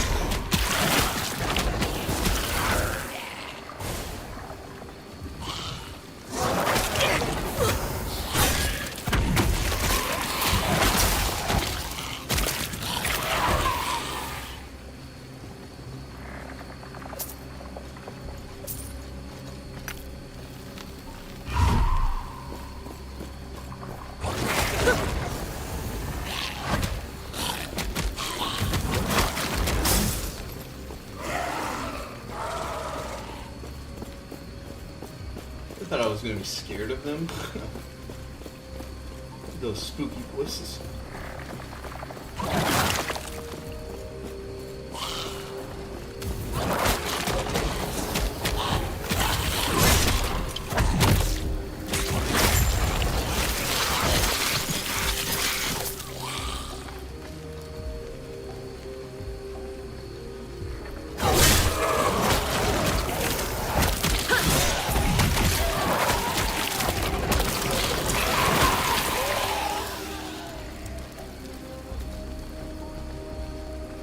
Beer.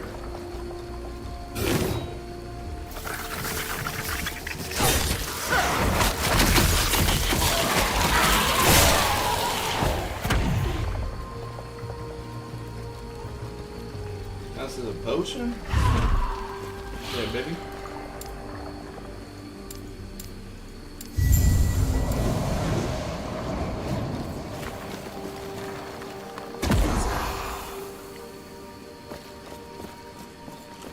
I got a phylactery.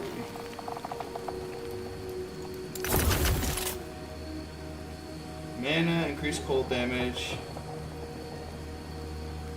Those are really good though. I don't care too much about the physical damage. The DOT is great.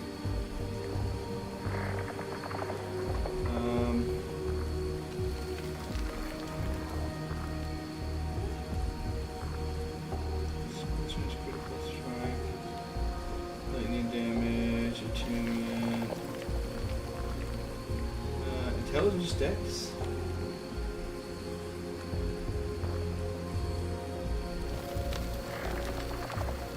I want that spell damage, bro.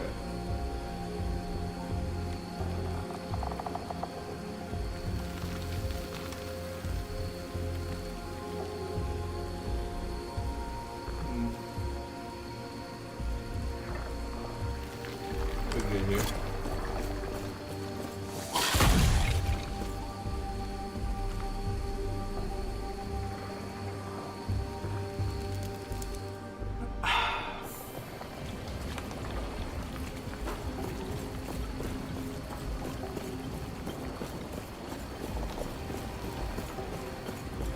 Wait, hold on. Who are you?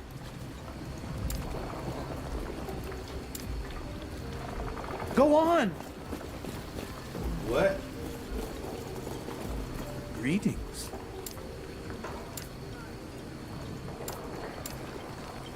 Farewell. Oh.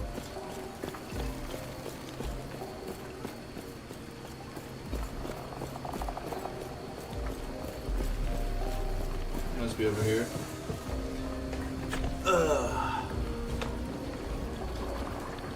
Very nice.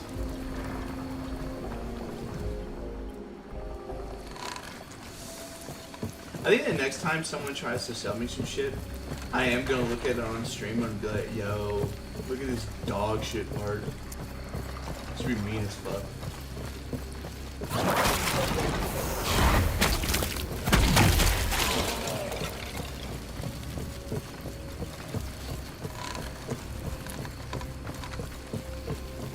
What are those boogers?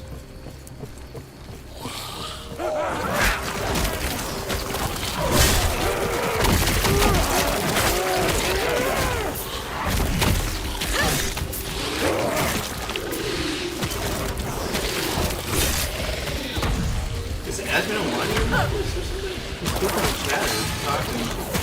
I don't know about admin, but it's usually about admin. I'm like hearing people talk about shit.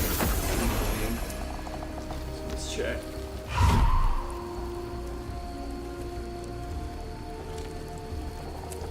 I thought he was like having a lot of fun with this game. Wait, he's not even streaming it.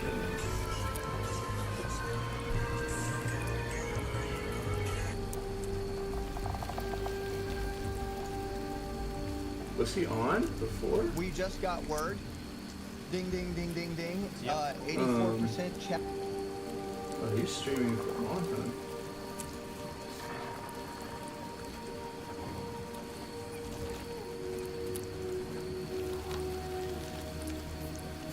Huh?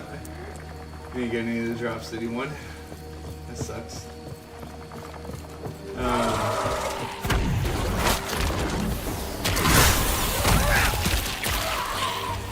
You cannot!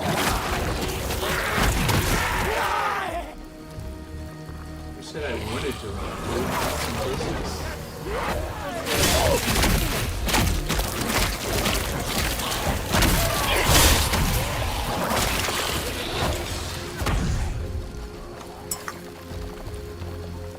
The game, dude, you have to act as toxically masculine as you possibly can.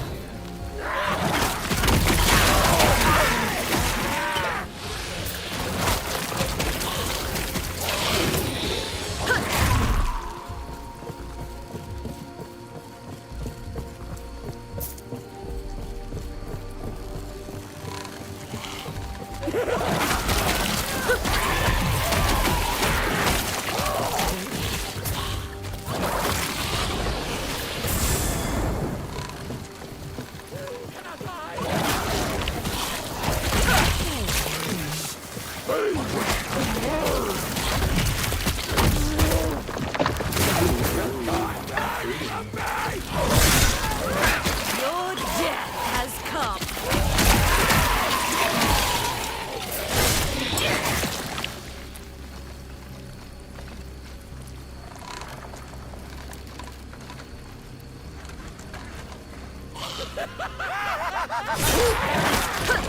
When I saw there was a glitch, I was like, playing that. Because Void Knight is also cool.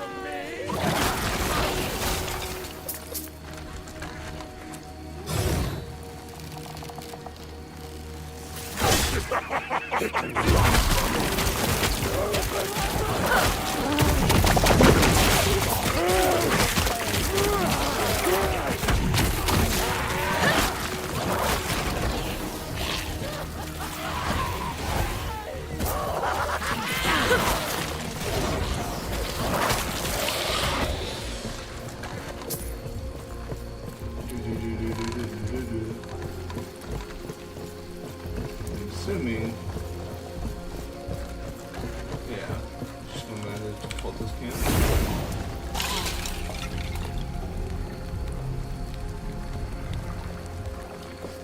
There were a few things I wanted to watch today.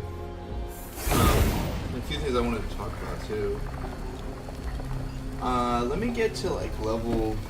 Let's see. You can stay up pretty late today since tomorrow's Saturday. But I do want to see. We're level 22. Let's get to level 25, and then we're gonna do some react shit. Farewell. I'll head there now. Thanks, bud. Okay. So I can get this now.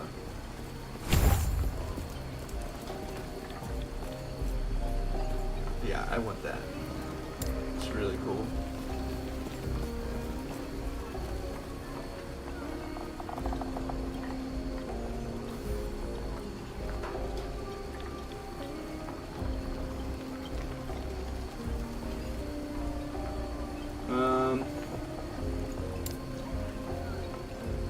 Yeah, Skeleton Vanguard. I don't want this. I'm gonna take this off. So unfortunate. Yeah.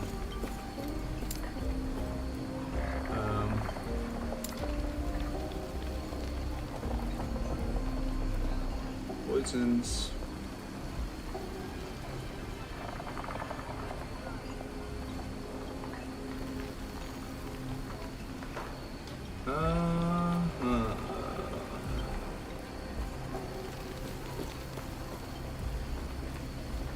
Let's do that. And then we're gonna go down here and get Grave Chill. Oh, let me sell my shit.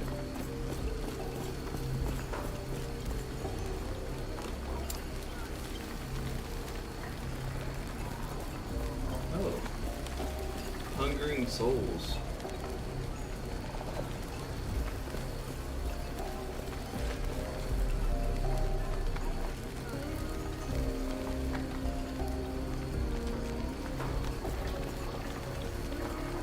I don't even have harvest, do I? No.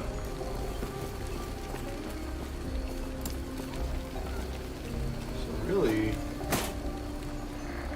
this is just better anyways. Yeah, let me get intelligence, man.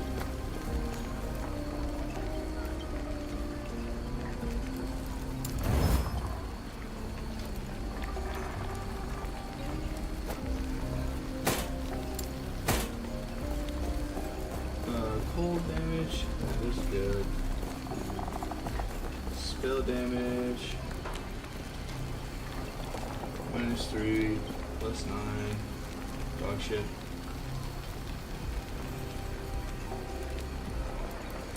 Alright.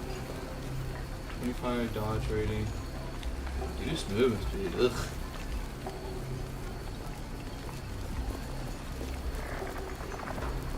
That's good. Arrow shards, don't care about that. Reduced spell damage, I do care about that. Damage over time is kind of fire.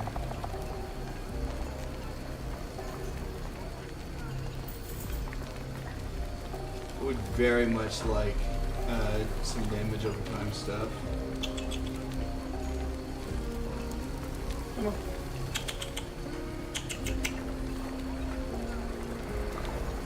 You can chill there for a second and then come up here whenever you want. Alright.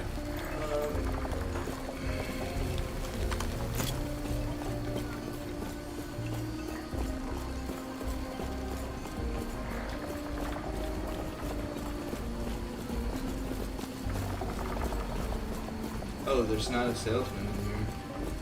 Or salesperson.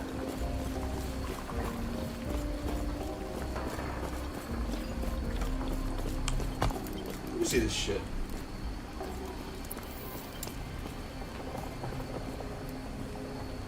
Okay, so these just come with the backs. So what does it come with on these ones? Thanks so much, blah blah blah. Let me go to the store page.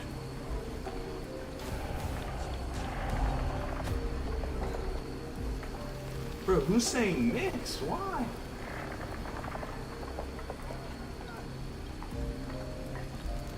Oh, probably for the lag, I guess.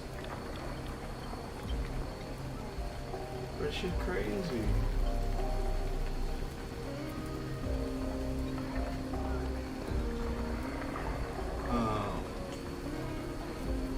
Deluxe edition. What does that come with?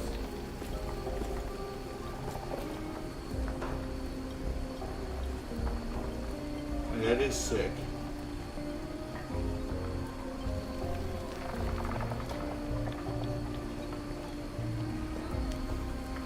I don't need it.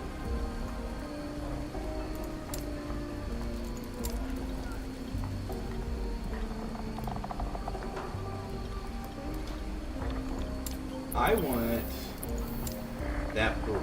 That's what I want. Oh, it comes with Epoch. Epoch points.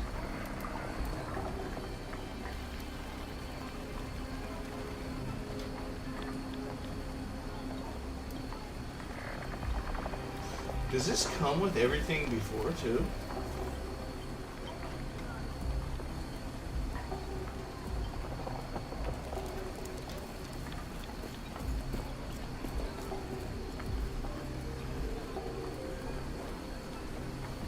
The only thing I want out of here is the fucking,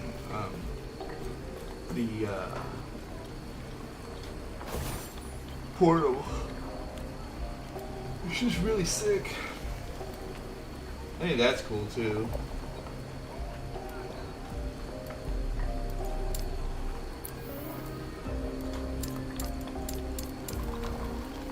Oh, this is new.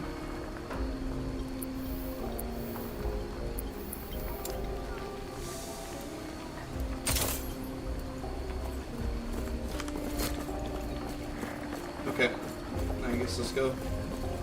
Not much we can do anyways.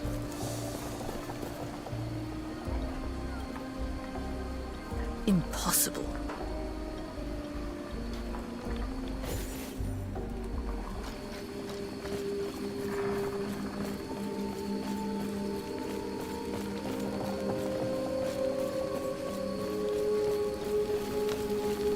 I like this one.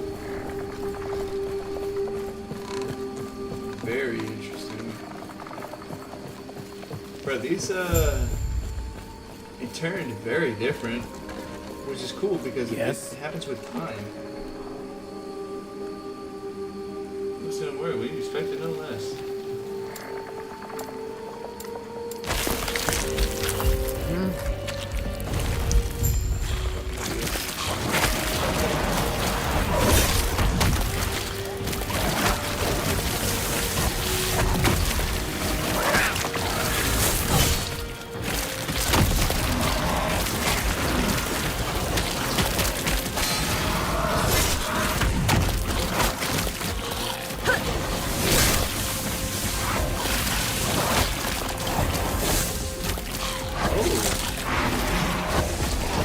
don't crash, don't crash with me.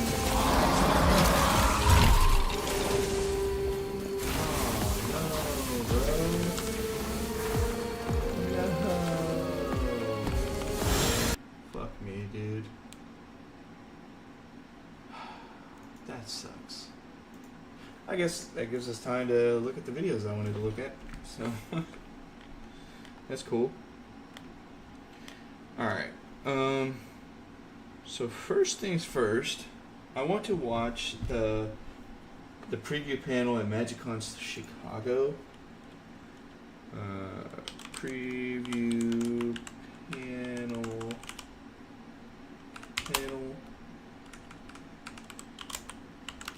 MagicCon Chicago. We have an absolutely huge show befitting this packed house. This preview panel is going to go over a whopping 4 sets for this year. 4. Now, before we get to that, I want to get a little bit of a vibe check. I'm from Minnesota. I want to know how many Midwesterners are here. Yeah. Salt of the earth, good people. We love it. So 2024 has a little bit of something for every Magic fan, especially Midwesterners. The 4 that we are going to focus on today, and I want. Okay, 20.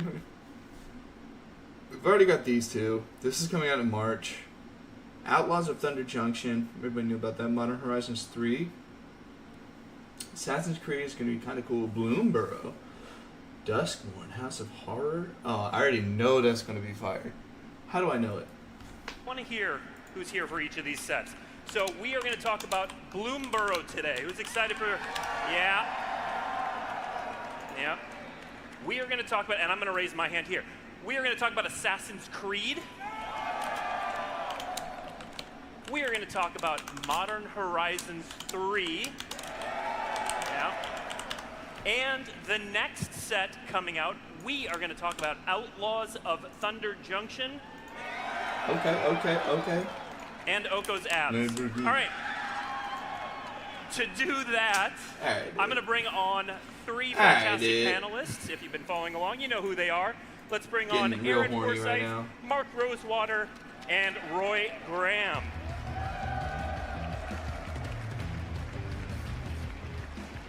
All right, gentlemen. So you all have been on these panels before. You're on dozens of panels. They may know who you are, but let's introduce ourselves anyway, starting with Aaron. Yeah, hi, I'm Aaron. I'm in charge of the game design and world building teams at Wizards.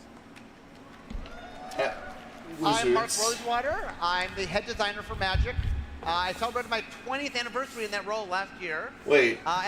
This is my. Is the world designers at Wizards going to include D&D as well? I assume so because you said it that way, but I'm not sure. I'm gonna go get another video. I do want to watch this one, but this is more of a we'll play while we watch.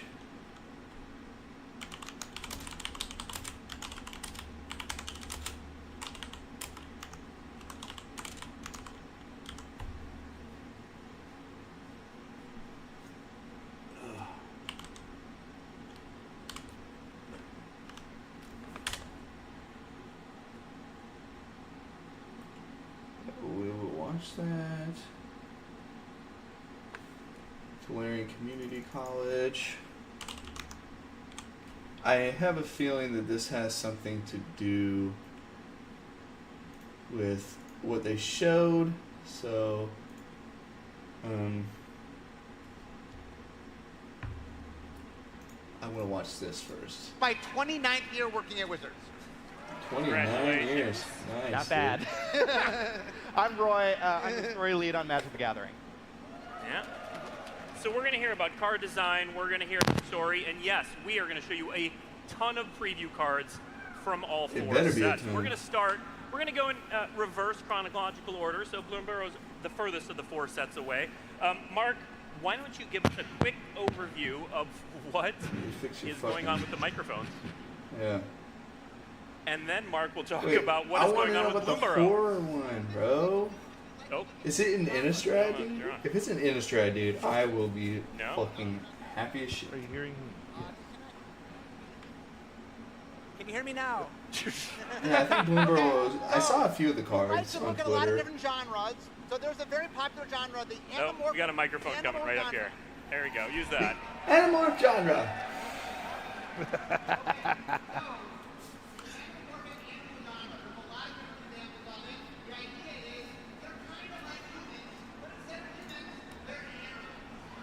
Oh.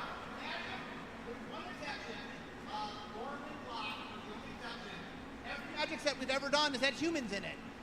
This, other than Lorwyn, is the first set to never. There's no humans in it. It's just animals.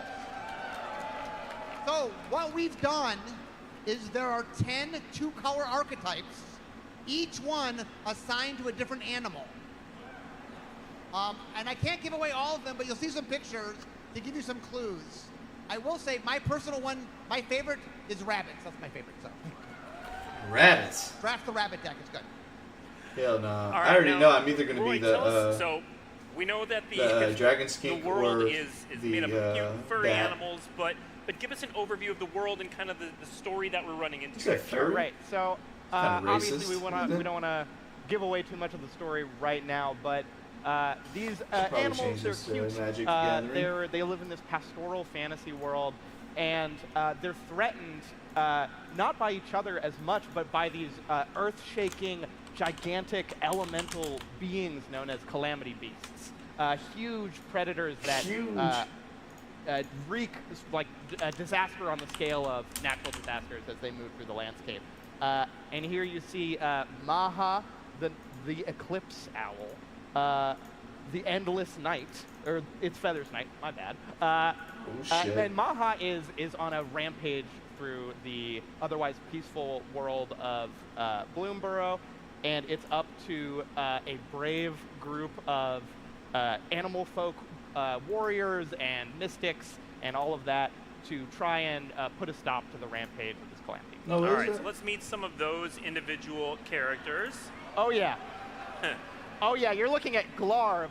Glarb. Glarb, who is king of the names frogs. in this set are just top notch. This isn't even the best name that we're going to show today. Yes, here we have Glarb, powerful wizard and king of the frogs of Bloomborough. Yeah, note frog. The frog. The Okay. frog. What does he do? Next we have Mabel. Mabel is actually our main character for this story and the person who will be following most closely. She's both the scion of this mighty and storied group of warriors, the Order of the Holly Leaf. You can see she's carrying a sword that's been passed down through generations, carved from the tooth of a calamity beast. And she's also a mom of 3 adorable little mouselings. Okay. And Mabel is going to be gathering this That's my group boy.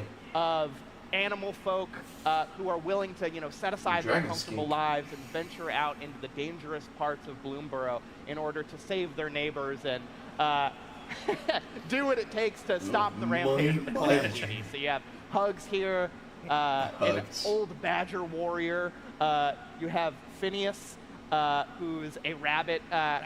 Rabbits. Who's set aside his comfortable life on the farm to go help with his trusty Shooting a bow. pie cone? You have Zoraline, who is a cleric of the That's order cool. of bats that are like a religious group in Bloomborough. And they're going to have some help from a source you might not expect. Who's that handsome otter? Such a handsome otter. Hold on. Name's Ral. I'm sure that's a coincidence. All right, let's take. We only have a couple preview cards from this set since it's so far away, but we're going to show off a few of them. Mark, why don't you introduce us to Mabel's card?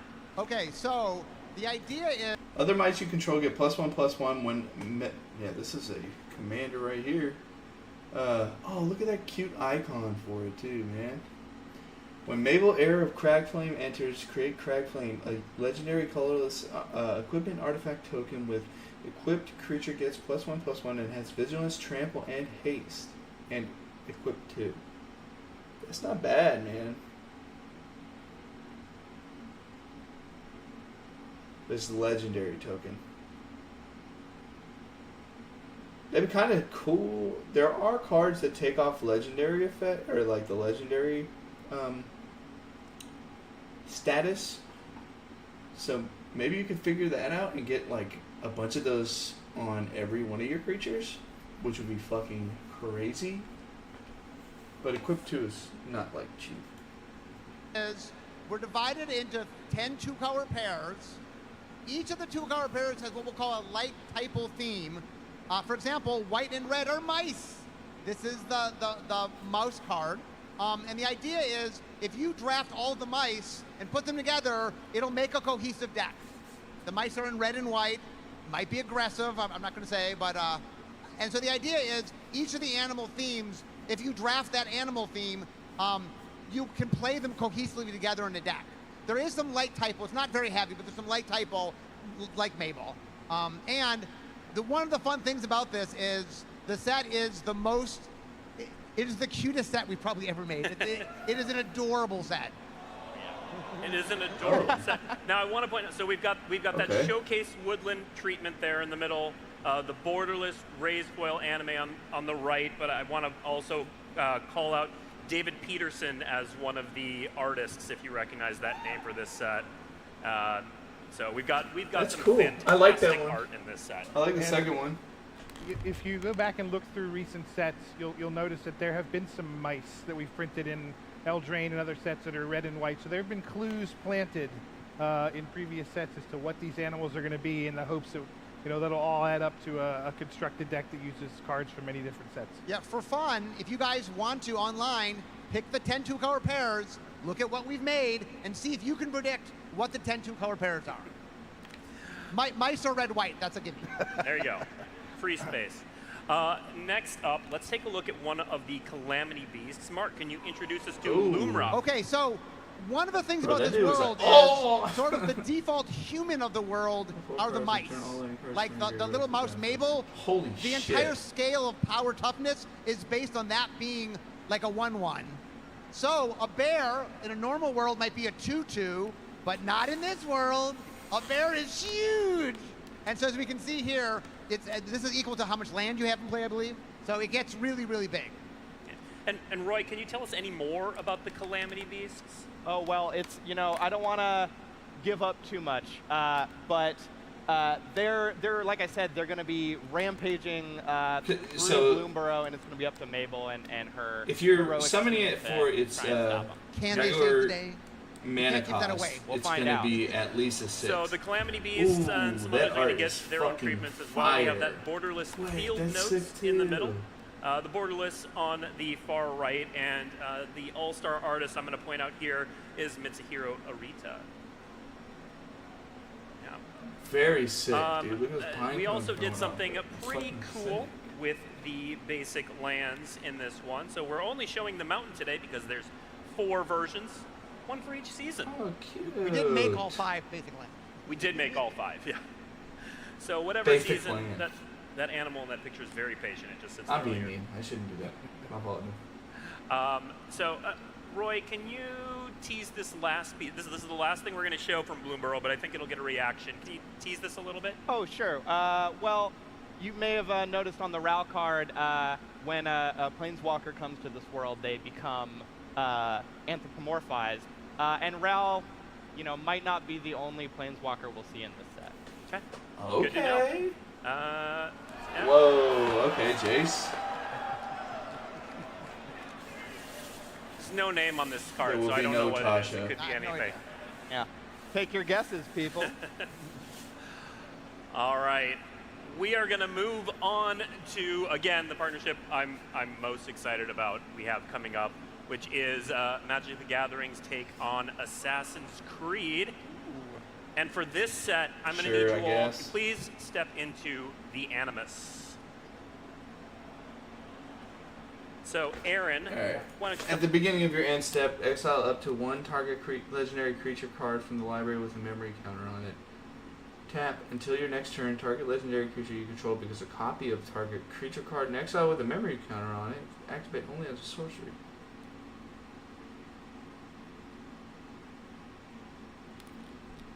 Hold up.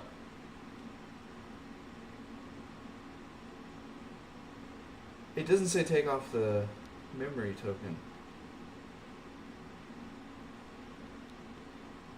So basically, you can use this forever, and it's only a 2 cost. That's fucking kind of crazy, bruh. What the fuck? Tell us a little bit about this card and working with our partners here.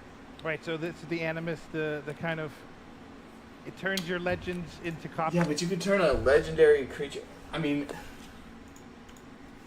let's go.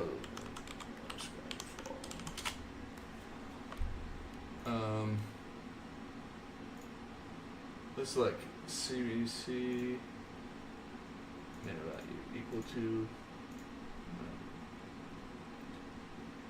greater than or equal to 1. We could just say 0. Or let's just do equal to 1.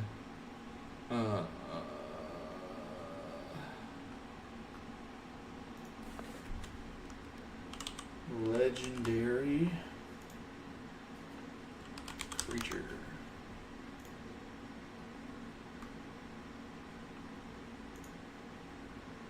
So yeah, there's a bunch of like one cost legendary creatures. So let's say you just at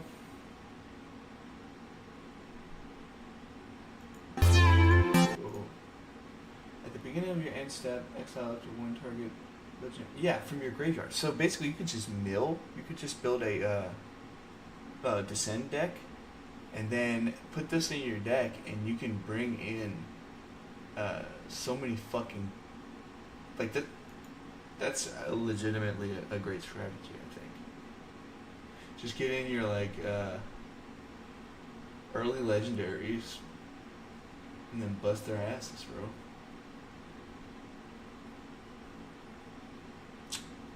Okay.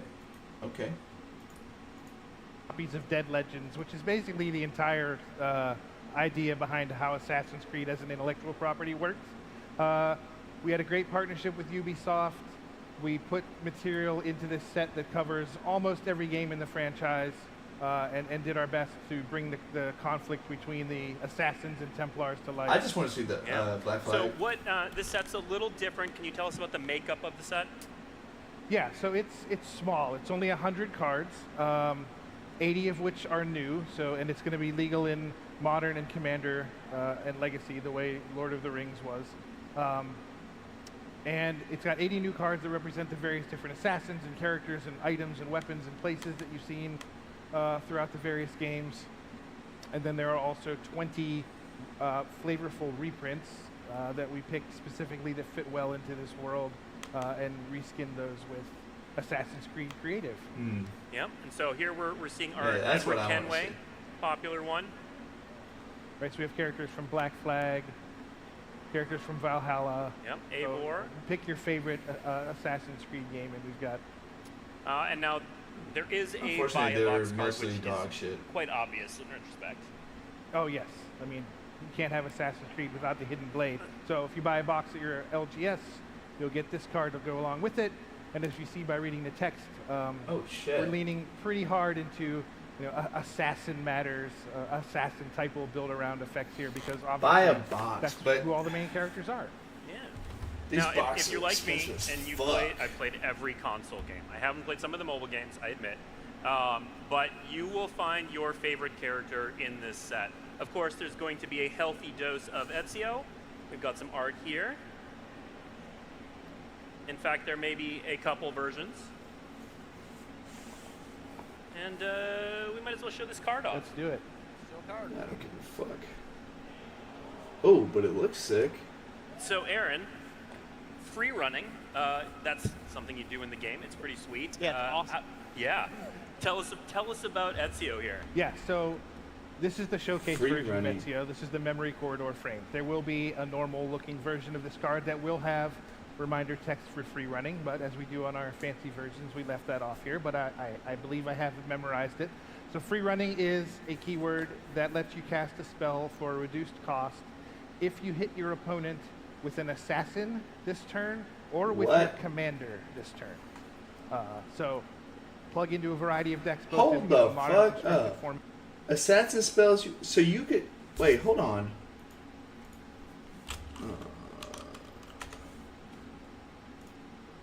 So basically, every assassin would have.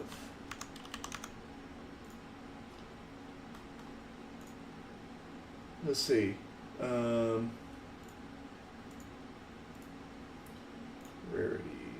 Let's go with that. Like. Oh, there he goes. Like, some of these cards are really, really fucking strong. Oh, this is from Assassin's Creed too. Ezio, Blade of Vengeance. Ezio, Auditor doth Firenze. Very interesting. Okay, okay. I mean, some of these are going, like, that's going to be kind of strong because there's some fucking good ass assassins. What is this?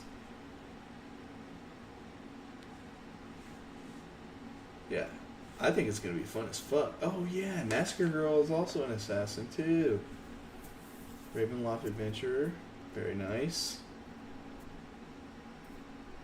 Yeah, just to say, like, I think this is going to be a really good commander. Commander, they work really well. Ezio here, 2 mana, 3/2 menace, already a great stat line. Gives all of your assassins free running for only 2 black. Then he's got this awesome, killing blow move for 1 OP mana as each shit. color, can eliminate a player that's at a low life total. And that also enables him to be a commander for a 5-color assassin deck. Yeah. Now, I want to point out here, so you're talking about Ezio as a commander here, which obviously makes sense, but this set is modern legal as well, correct? That's right. That's right. Yep. So we're gonna see some cards that'll matter for that as well. Bro. I do want to. Okay, I can just imagine blowing up somebody till they have 10, and then summoning him, and getting him, just killing him like that. That's crazy. Commander, I think that's gonna be pretty strong. I think I'm gonna get that card immediately. I'm gonna be right back.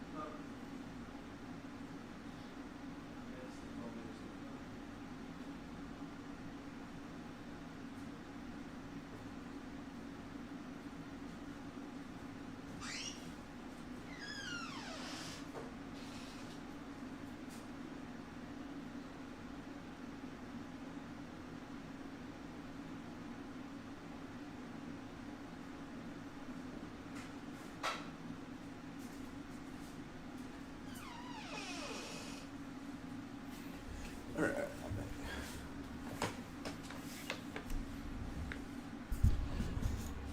Again, I'm fanboying out a little bit here, but obviously About Ezio is Assassin's Creed? maybe What? the most popular character, but we've also got the first, Altair. And we're going to show his card off too, because it's sweet. Yeah. Whenever Altair attacks, exile up to 1 target assassin creature from your graveyard with a memory counter on it. Okay. Creature card from your graveyard with a memory counter on it. And for each creature card you own and exile with a memory counter on it, tap and attack a token. Bro. This deck is going to be insane, I think.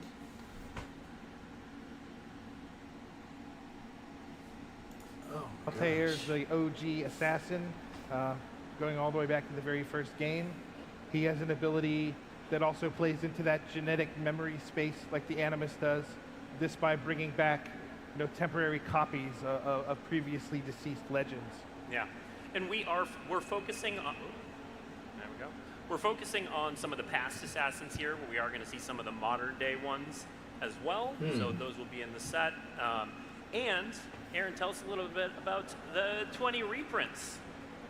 Yeah, so when you have an IP Feast like Famine. Assassin's Creed that That's we're a so sick much found, fucking there's reprint. going to be great reprints that fit thematically into that. So we scoured, lists of most played cards in people's Commander decks and in modern decks, and found ones that fit really seamlessly into the Assassin's Creed creative, including some deep cuts here like Cover of Darkness from Onslaught, which we haven't reprinted in a while. Just perfect, just perfect, and you'll be able to get these in packs. Yeah, and I love the flavor of that Temporal Trespass that you pick up in the flavor text, which are the precursors speaking to the modern day person through their past ancestor, which is really cool. Now, one of the unique aspects of Assassin's Creed, Aaron, is that it dives into sort of pseudo-real history, certainly talking about real historical figures. How did we handle that? Yeah, I mean, that's a lot of why the franchise is so cool, that it interweaves real-world history with, the fiction around their characters. So we had a long series of talks in the department about, are we going to make Magic cards of real historical figures? It's not something we've really done very much. You'd have to go all the way back to Portal 3 Kingdoms, maybe Arabian Nights, depending on how you want to interpret some of those. But we figured, you know what? There's no way we could execute on Assassin's Creed without some real historical figures. And who wouldn't want to make a commander deck of Leonardo da Vinci? Wait. Hold the fuck up.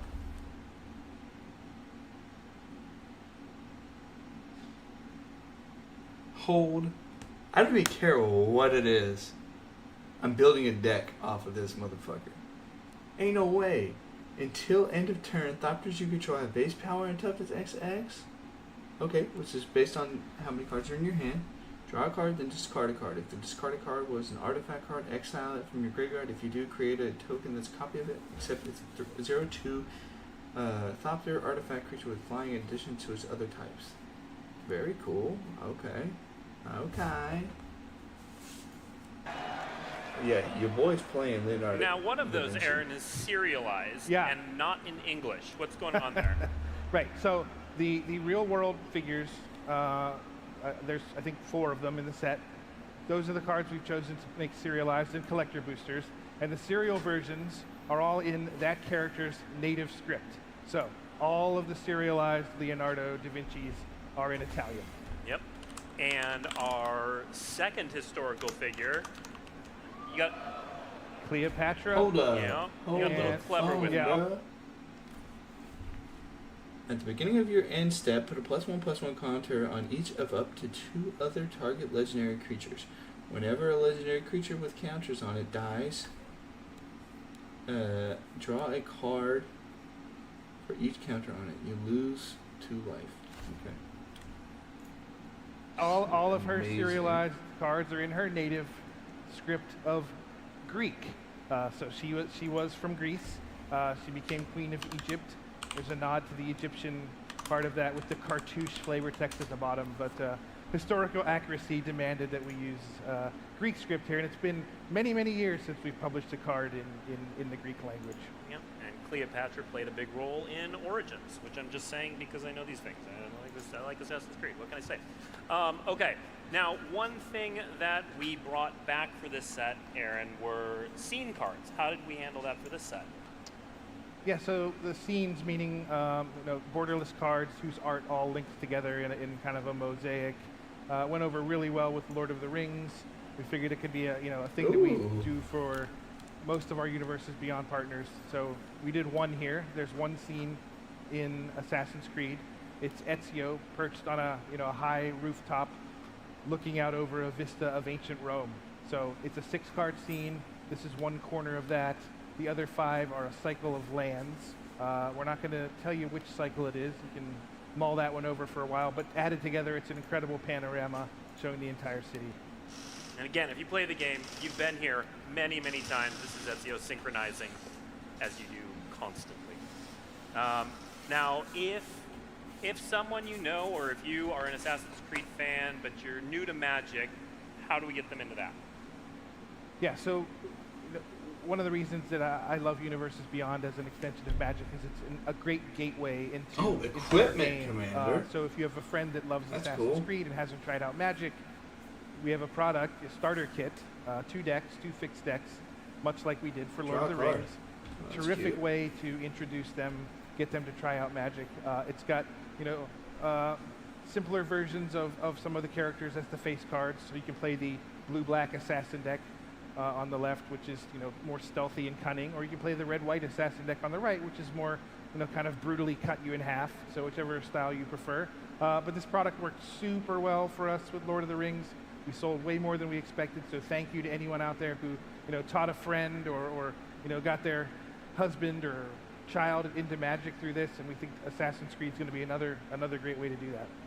Yep. Y'all need to get And World of of course, we've already Warcraft, seen bro. the main I'm just set saying. version of Ezio. Eivor will have a main set version as well. Now, before we go, 2 things. There will also be an Assassin's Creed Secret Lair later this year, so look for that. And again, Nobody care about if Secret you're a Lair. fan of this set, there's going to be so much that resonates with you. Like our last card that just, it's so perfect. It's so perfect. It's kind of good. Another thing I love about Universes Beyond is it gives us material to make these really sweet top-down designs that I don't know that we would have ever approached in mainline Magic. Like I don't know that there would have ever been a set that wanted a haystack in a traditional Magic set, but we got to execute on it here. Assassins love to hide in those. Phasing, perfect way to make your creature hide for a turn. Super fun card, super flavorful. Chef's kiss on this one. Yeah, and we might as well take a look at the product lineup. It's pretty clean here. We've got the Beyond boosters. Okay. Might need to get this motherfucker right here. Beyond boosters. Alright, how much are they going for though? That's the question. MTG Assassin's Creed.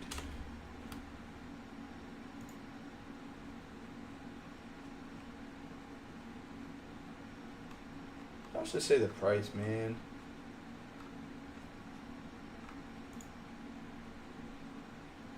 Six Beyond booster, a spin down.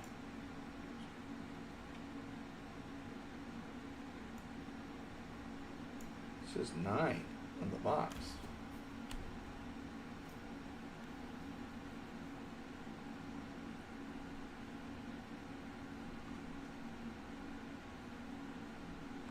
Okay.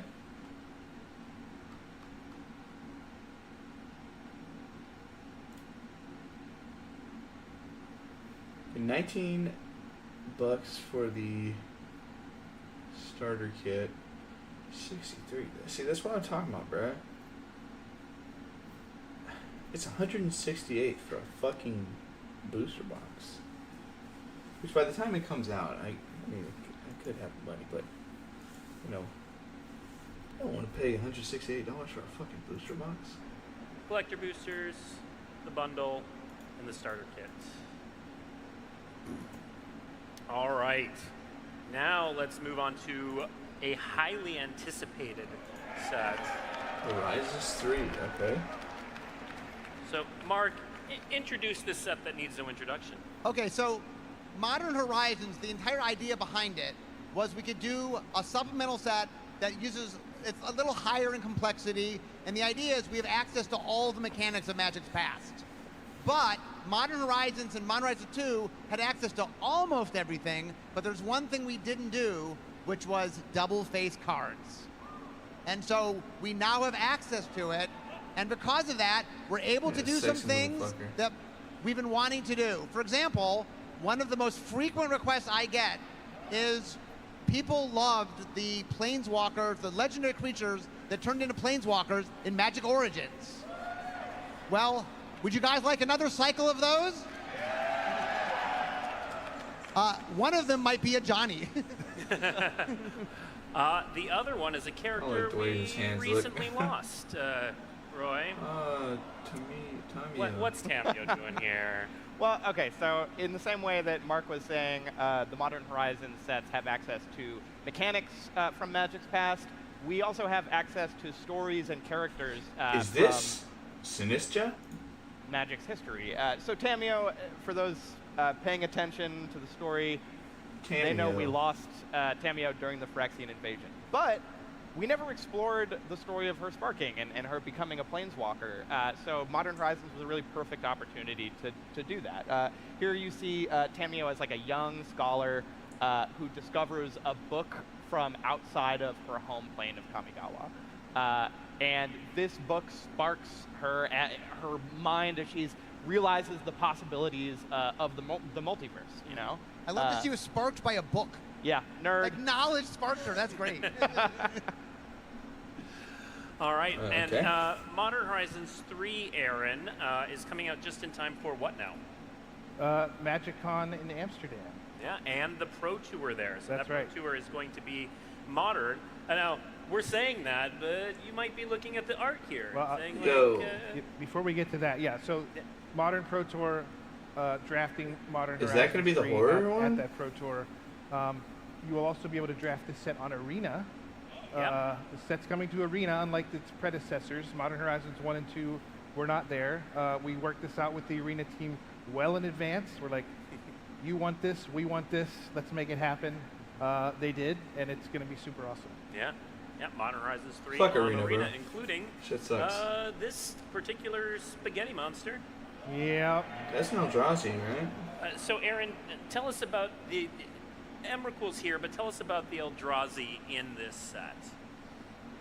In a similar vein to Roy talking about us being able to go back and pull Tamio from history and make a new card of her, you know, Emrakul's trapped in the moon on Innistrad. The other two Titans have been dispatched in other ways, but we know they're popular characters. There are still cool cards to be made of them, and colorless mana as a mechanic is something that, you know, we think there's an audience for. It does have some fun gameplay, but it's not something we want to weave into a standard set, at least not right now. So this was a perfect set to, you know, bring that whole package back. Eldrazi, colorless mana, new versions of the Dude, I gotta Titans. tell And as Big you Vega see about here, this. He's gonna love this. Even the full art basic lands are themed with our favorite creepy, horrific spaghetti monsters. That swamp kills me. It's Yeah. amazing. Oh, that's Yeah, fire, my crazy bro. wish she looked closer in the swamp. Yeah, run. That mountain's pretty imposing as well. Yeah, creepy freaking forest. All right, let's see all 5. There we go. All right, now Freaking forest. Modern Horizons 3, obviously, we're going to have a lot of cool cards, Aaron, but we also brought some things back. Yeah, so I was the lead designer for Modern Horizons 2, so you're welcome / I'm sorry, depending on how you feel about that. But in that set, the 5 enemy fetch lands that were originally Zendikar, so were the only cards in the set that were not new to Modern. They were the only Modern legal reprints that we put into that set. Those went over super well. Players were very excited to get their hands on more copies of them. Why not run it back? So here we go. Modern Horizons 3 has the Ally. Oh. I don't want retro frame at all. So I normal hate retro. version, borderless full art, and retro version. Funny enough, these cards already exist in retro version because they're originally from Onslaught, but we have new art here for you to enjoy in those frames. And we might as well show you all 5. Yep. Ooh, Polluted Delta. No Fuck tricks yes, here. dude. All 5 are here. Okay. Wooded Foothills. All right, now, we talked about the double-faced planeswalkers earlier, and we aren't That's going to beautiful, tease man. that and then not pay that off by not showing one. So we are going to take a look at Johnny's card. And Roy, I want, because this card is so story-specific, tell us what part of a Johnny's story this is representing. Yeah, absolutely. I mean, one of the really cool things about the legends that go into Planeswalkers is it's telling a character's story in one card, right? You see like an arc beginning to an end. So here we have Ajani's legend card is about him being a pariah from his clan, his tribe.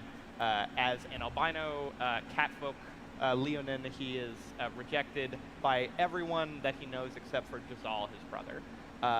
who is tragically taken from him and killed.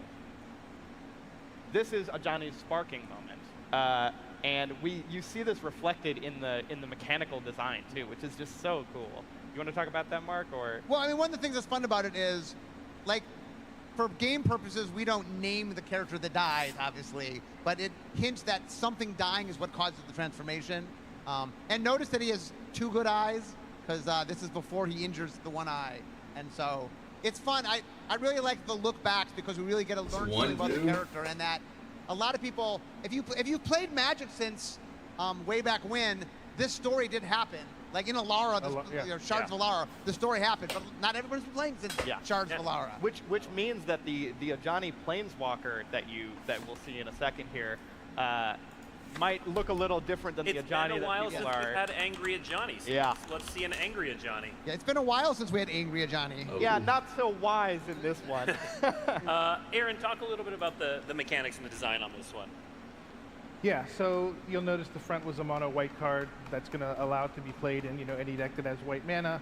We wanted the back to represent a change, them getting a second color. For Johnny here it was red, so it has a red color indicator. So the back is red and white, which would allow you to use it as a commander, say in a red-white deck. But we were looking for some mechanical way to pay off the redness because we couldn't. We can't put a mana cost on the back of the Planeswalker. So the middle ability, and this is true on the whole cycle, the middle ability rewards you for having other red cards in your deck. So if you have another red permanent in play when you use that ability, not only you get to make a token, but you also get to deal some damage. So it has some functionality in a deck with red mana, and a powered up functionality in one with access to red. Yep, and there's both sides together. Yep. All right, Aaron, you mentioned earlier some kind of returning mechanics. Can you give us a preview of what 1 or 2 of those are going to be?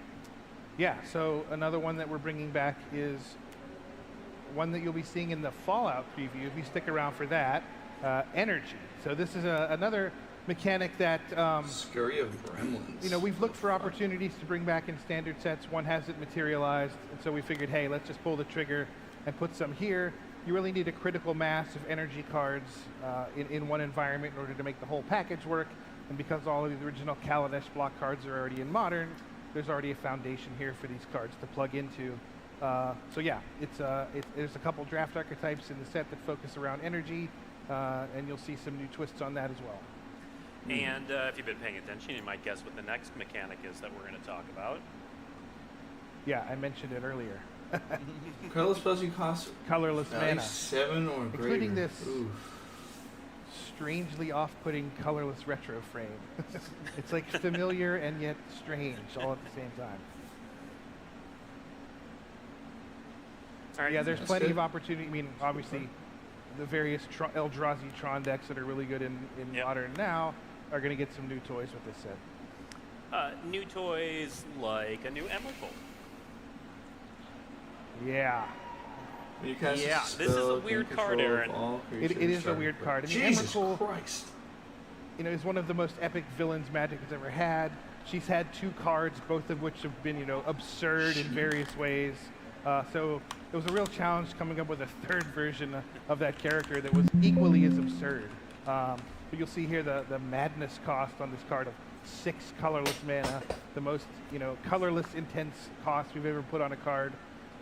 And the ability is just crazy. Steal all your opponent's stuff.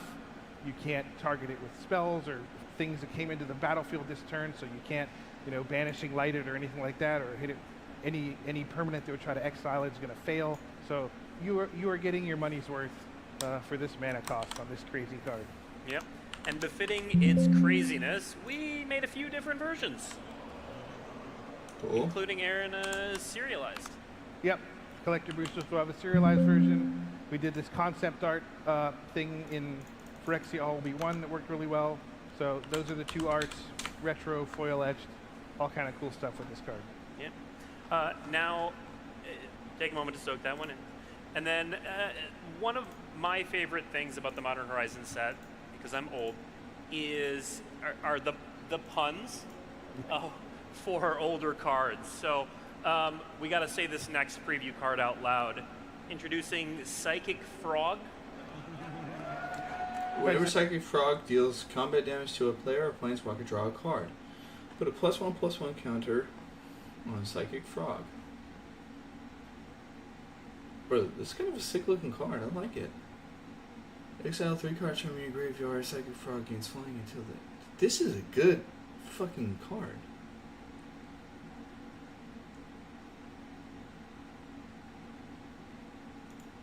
So here's Psychic this. Frog. Psychic Frog.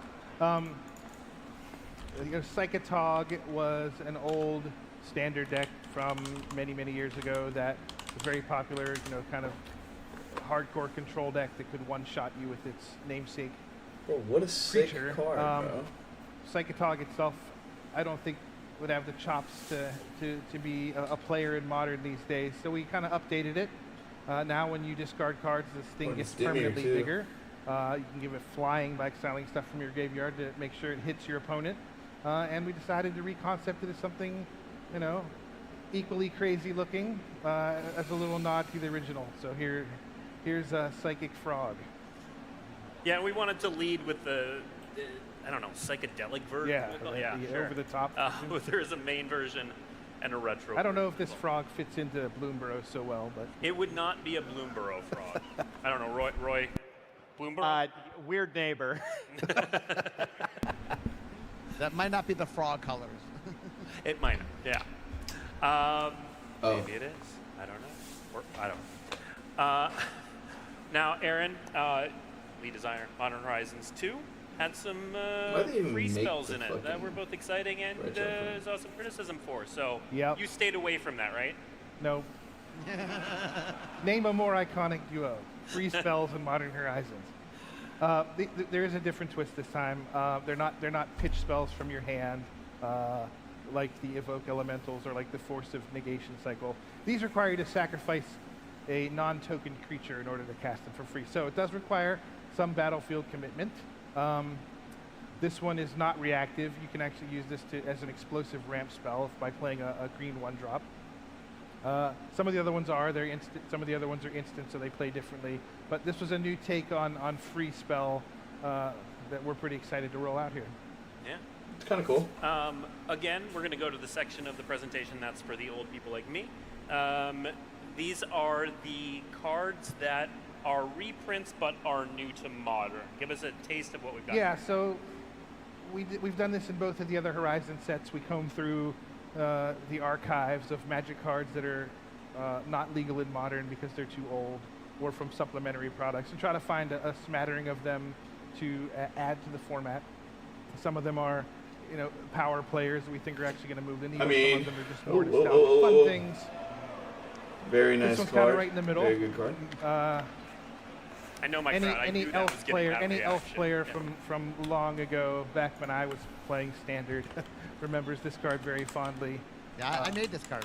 Awesome. There it is. We get to run it back, even with the original art. So super feels around this one. Mm-hmm. And you also mentioned we pulled some from supplemental products. Yeah. So all of the various Commander decks and supplemental sets that we've made are not legal in Modern, but they are full of some sweet cards that we think players would really enjoy trying out in Modern. Lelia being one of them.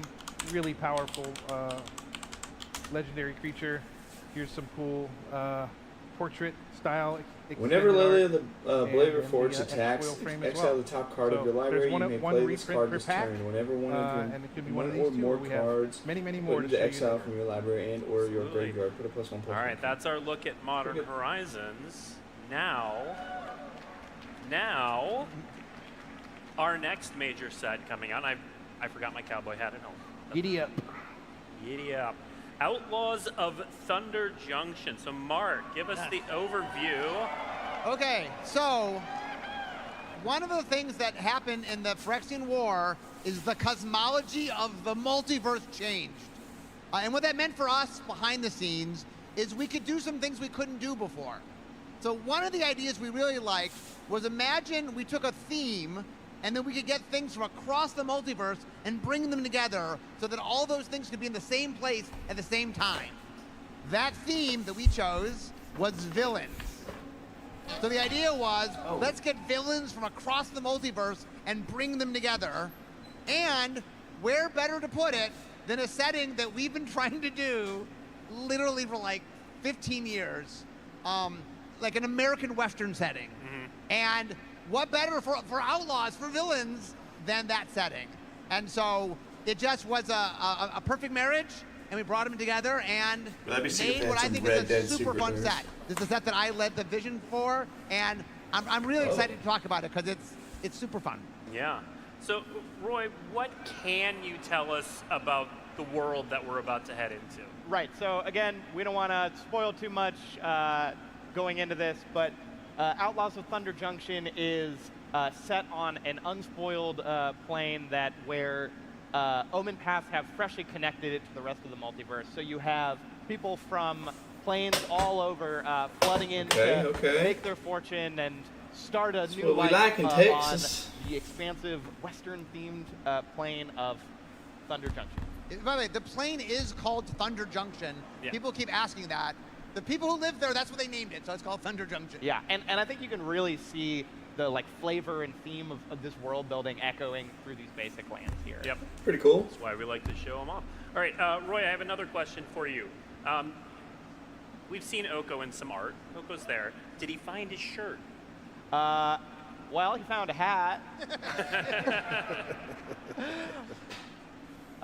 Yeah, who better to take us into a villain-themed set than one of the most notorious thieves in Magic the Gathering, Oko himself. Absolutely. Why not show him off? Jesus Christ. Trying to make people... We'll give you all a moment to digest Make people that. go crazy. But you're probably going to freeze a little bit on that. At the beginning of combat in this turn, Oko the ringleader becomes a copy of up to one target creature you control until end of turn, except he has hexproof. Dang. Draw 2 cards. If you've committed a crime this turn, discard a card. Otherwise, discard 2 cards. Create a 3/3 green elk creature token. For each non-land permanent you control, create a token that's a copy of that permanent. Jesus. Holy shit. +1 ability, and be like, what's a crime? What's a crime, Mark? Okay, so one of the things I talked about that we started doing for Murders of Karlov Manor is this general philosophy of we want to put the right words on the cards, that the words are the most evocative they can be. You know, the idea of, we talked about you can become suspected, or that there's cases you have to solve. So the idea that we were really fascinated by was, if we're doing a villain plane, what do villains do? They commit crimes. That's almost their definition. So we were fascinated by the idea of, could we make something, I wanted to say on a card, if you've committed a crime, something happens. But we wanted it to be backward compatible. We didn't want to be something that only this set did. So let me explain. Here's what a crime is. Any spell or ability that targets an opponent or their stuff, their permanents, their spells, cards in graveyard, that is a crime. That's what a crime is. You pair their creature, you've committed a crime. Criminals. You counter their spell, you've committed a crime. And so the idea is that it's something in which Magic does. Not every card does it. Not every card's a crime, but it allows it to be this backward compatible thing. And so you mess with your opponent, you're committing a crime. Oko, Thief of Crowns, definitely was committing crimes back then. Yeah. Now, befitting a villain set in the American West, these characters are going to be wanted, and we're going to show that on some of the treatments.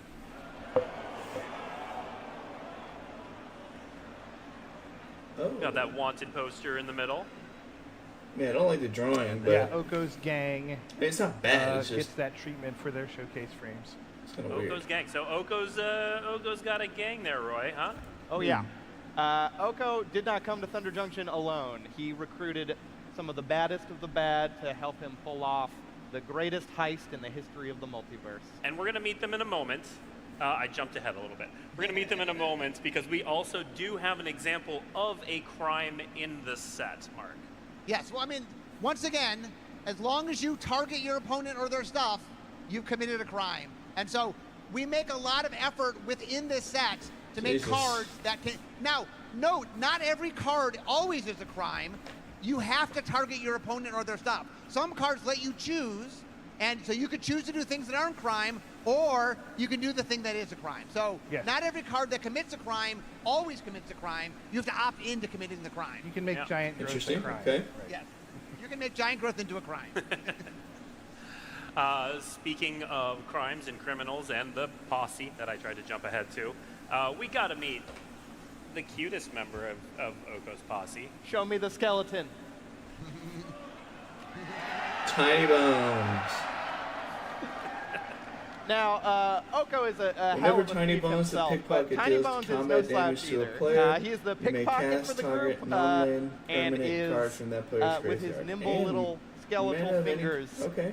From the plane of Jumpstart. All the way to Thunder Junction, yeah. Also, notice, by the way, he removes stuff from your opponent's graveyard. Targeting your cards in your opponent's graveyard is committing a crime. So he is committing a crime. Is committing a crime. All right, so we're not going to see preview cards for them, but let's meet the rest of That's a Oko's good team. one cost. So next up, we have Annie Flash. She's a newcomer to the plane, or newcomer to Magic, rather. Everyone is a newcomer to the plane. Annie Flash is part of the Ateen tribe, which is a nomadic people that are based on the Diné or the Navajo tribe. We worked with a cultural consultant to create them, and Annie is a veteran outlaw who has tried to hang up her hat a couple of times over the course of her career as an outlaw, but just keeps getting dragged back into one last job. I just want to see the Now, fucking card. for the last several sets in what we've called the Omen Path arc, we've sort of been do following this. Kellen around. But this might be the end of that. Yeah, maybe? Well, yeah, those of you who've been paying attention know that our next character, sentient golden retriever, half-fae, tumbling semi-randomly through the multiverse in search of, has been doing all this in search of his father, Oko, who he's never known. We know Oko's in the set, so one way or another, it seems like Kellen's quest is going to end in this set. They might meet. I mean, I sure hope so. We also have a returning character who fans may recognize. We haven't seen Vraska in a hot minute. Yeah, she's been gone for a while, huh? When did we last see her? She was under the weather. Yeah, she didn't feel good. Yeah, What was up right? Next up, we have a favorite from the same plane as Vraska, Rakdos, guild leader for the Cult of Rakdos, ancient demon Perun, troublemaker in the red corner, weighing in at 2,000 pounds of pure flaming muscle. He's this just guy. there to have a good time. Oh yeah, just to have a good time. Okay, now have a bad time. Mark, we talked about crimes. Yep. Can you tell us about the bonus sheet tied to that? We can. So the set has a bonus sheet. So the theme of the bonus sheet, it's all reprint cards, but all of them can commit crimes. So For example? Right, so for example, Thoughtseize. Oh, Thoughtseize. Now, Mark, what's the legality on these before? Okay, so the way this works is these are legal in any format that they're legal in. This does not make them legal in new formats, but it allows you to play them in any format you can already play them. Yeah. And there's a whole sheet. So every pack will have one slot that is the reprint slot. So you will get the crime sheet shows up one per pack, and so every pack has a crime in it. At least one. There's probably more, but So it works like Strixhaven Brothers Wolf. right. There's one from the sheet. There's one per pack. All right, and next we have the most obvious card on the crime sheet. So I just got the question on my blog, would you ever do a treatment on split cards? And I answered, yes, we would. So I did not lie. Right, this treatment That's is the breaking news sick treatment. So all these card. crimes That are is very sick. headlines of awful things that have happened out on the frontier. There's been crime, there's been punishment. And well, the crime is a crime, and punishment is not. So. Yeah, makes sense. And on the right is the collector booster exclusive. They have a gorgeous foil treatment that we can't quite capture in a PowerPoint slide, but when you get your hands on them, the ones on the right there are amazing. We'll get some videos of those up eventually. Our production team has been doing really cool work with. So crime has to target You have to see them. They're very hard something, to show off. But they're gorgeous. Now, before we get to this next preview card, because this takes it's very story focused. Roy, can you expand a little bit on what Oko and the gang are looking for? Right. So I mentioned that Oko and his crew of bad guys are here to commit a heist, the greatest heist the multiverse has ever seen. The heist involves the vault at the center of Thunder Junction, an ancient treasure trove locked away at the center of the plane that no one up till now has been able to open. And inside that treasure trove are some pretty sweet things. Yeah. So of course we're going to let you all break into the vault. Now, if you watched Weekly MTG a couple weeks ago, we talked about epilogue boosters and how we had done that with Aftermath and then decided to move away from it and taken those epilogue cards and put them into Outlaws of Thunder Junction. So this is what we're calling the vault. You'll also see it called the Big Store. Nice. So let's just show the cool card. Standard. Inside the vault was the secret 11th sword. You didn't know. That's cool. Sword of Wealth and Power. Yeah, so the idea here is there are tons of really No powerful... creature gets +2/+2 and has protection from instants and from sorceries. Whenever equipped creature deals combat damage to a creature or to a player, create a treasure token. Then, when you cast the next, cast an instant or sorcery spell this turn, copy that spell. You may choose new targets for the copy. Powerful relics in this vault, and they're looking to steal them. That's right. And a few other surprises. But yeah, you'll note the expansion symbol here is the vault door. These cards are all standard legal. You don't get them one per pack or anything like that. They're much more scarce than that. But yeah, so we have some really cool treatments for those as well. And because this is so cool, there's about 40 of these. No, there are 40 of these cards. There are exactly 40 of these cards. Let's show one more. Let's show Nexus of Becoming.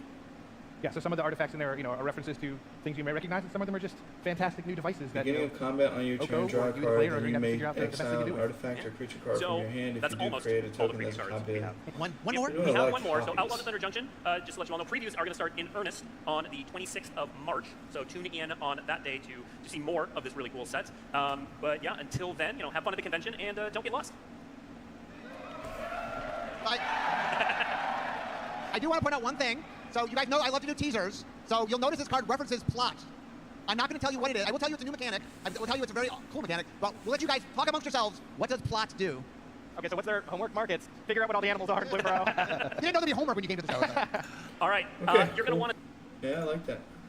Let's just watch. You feel a Let's just watch this one, and I'm probably going to get off there. Oh, goddamn.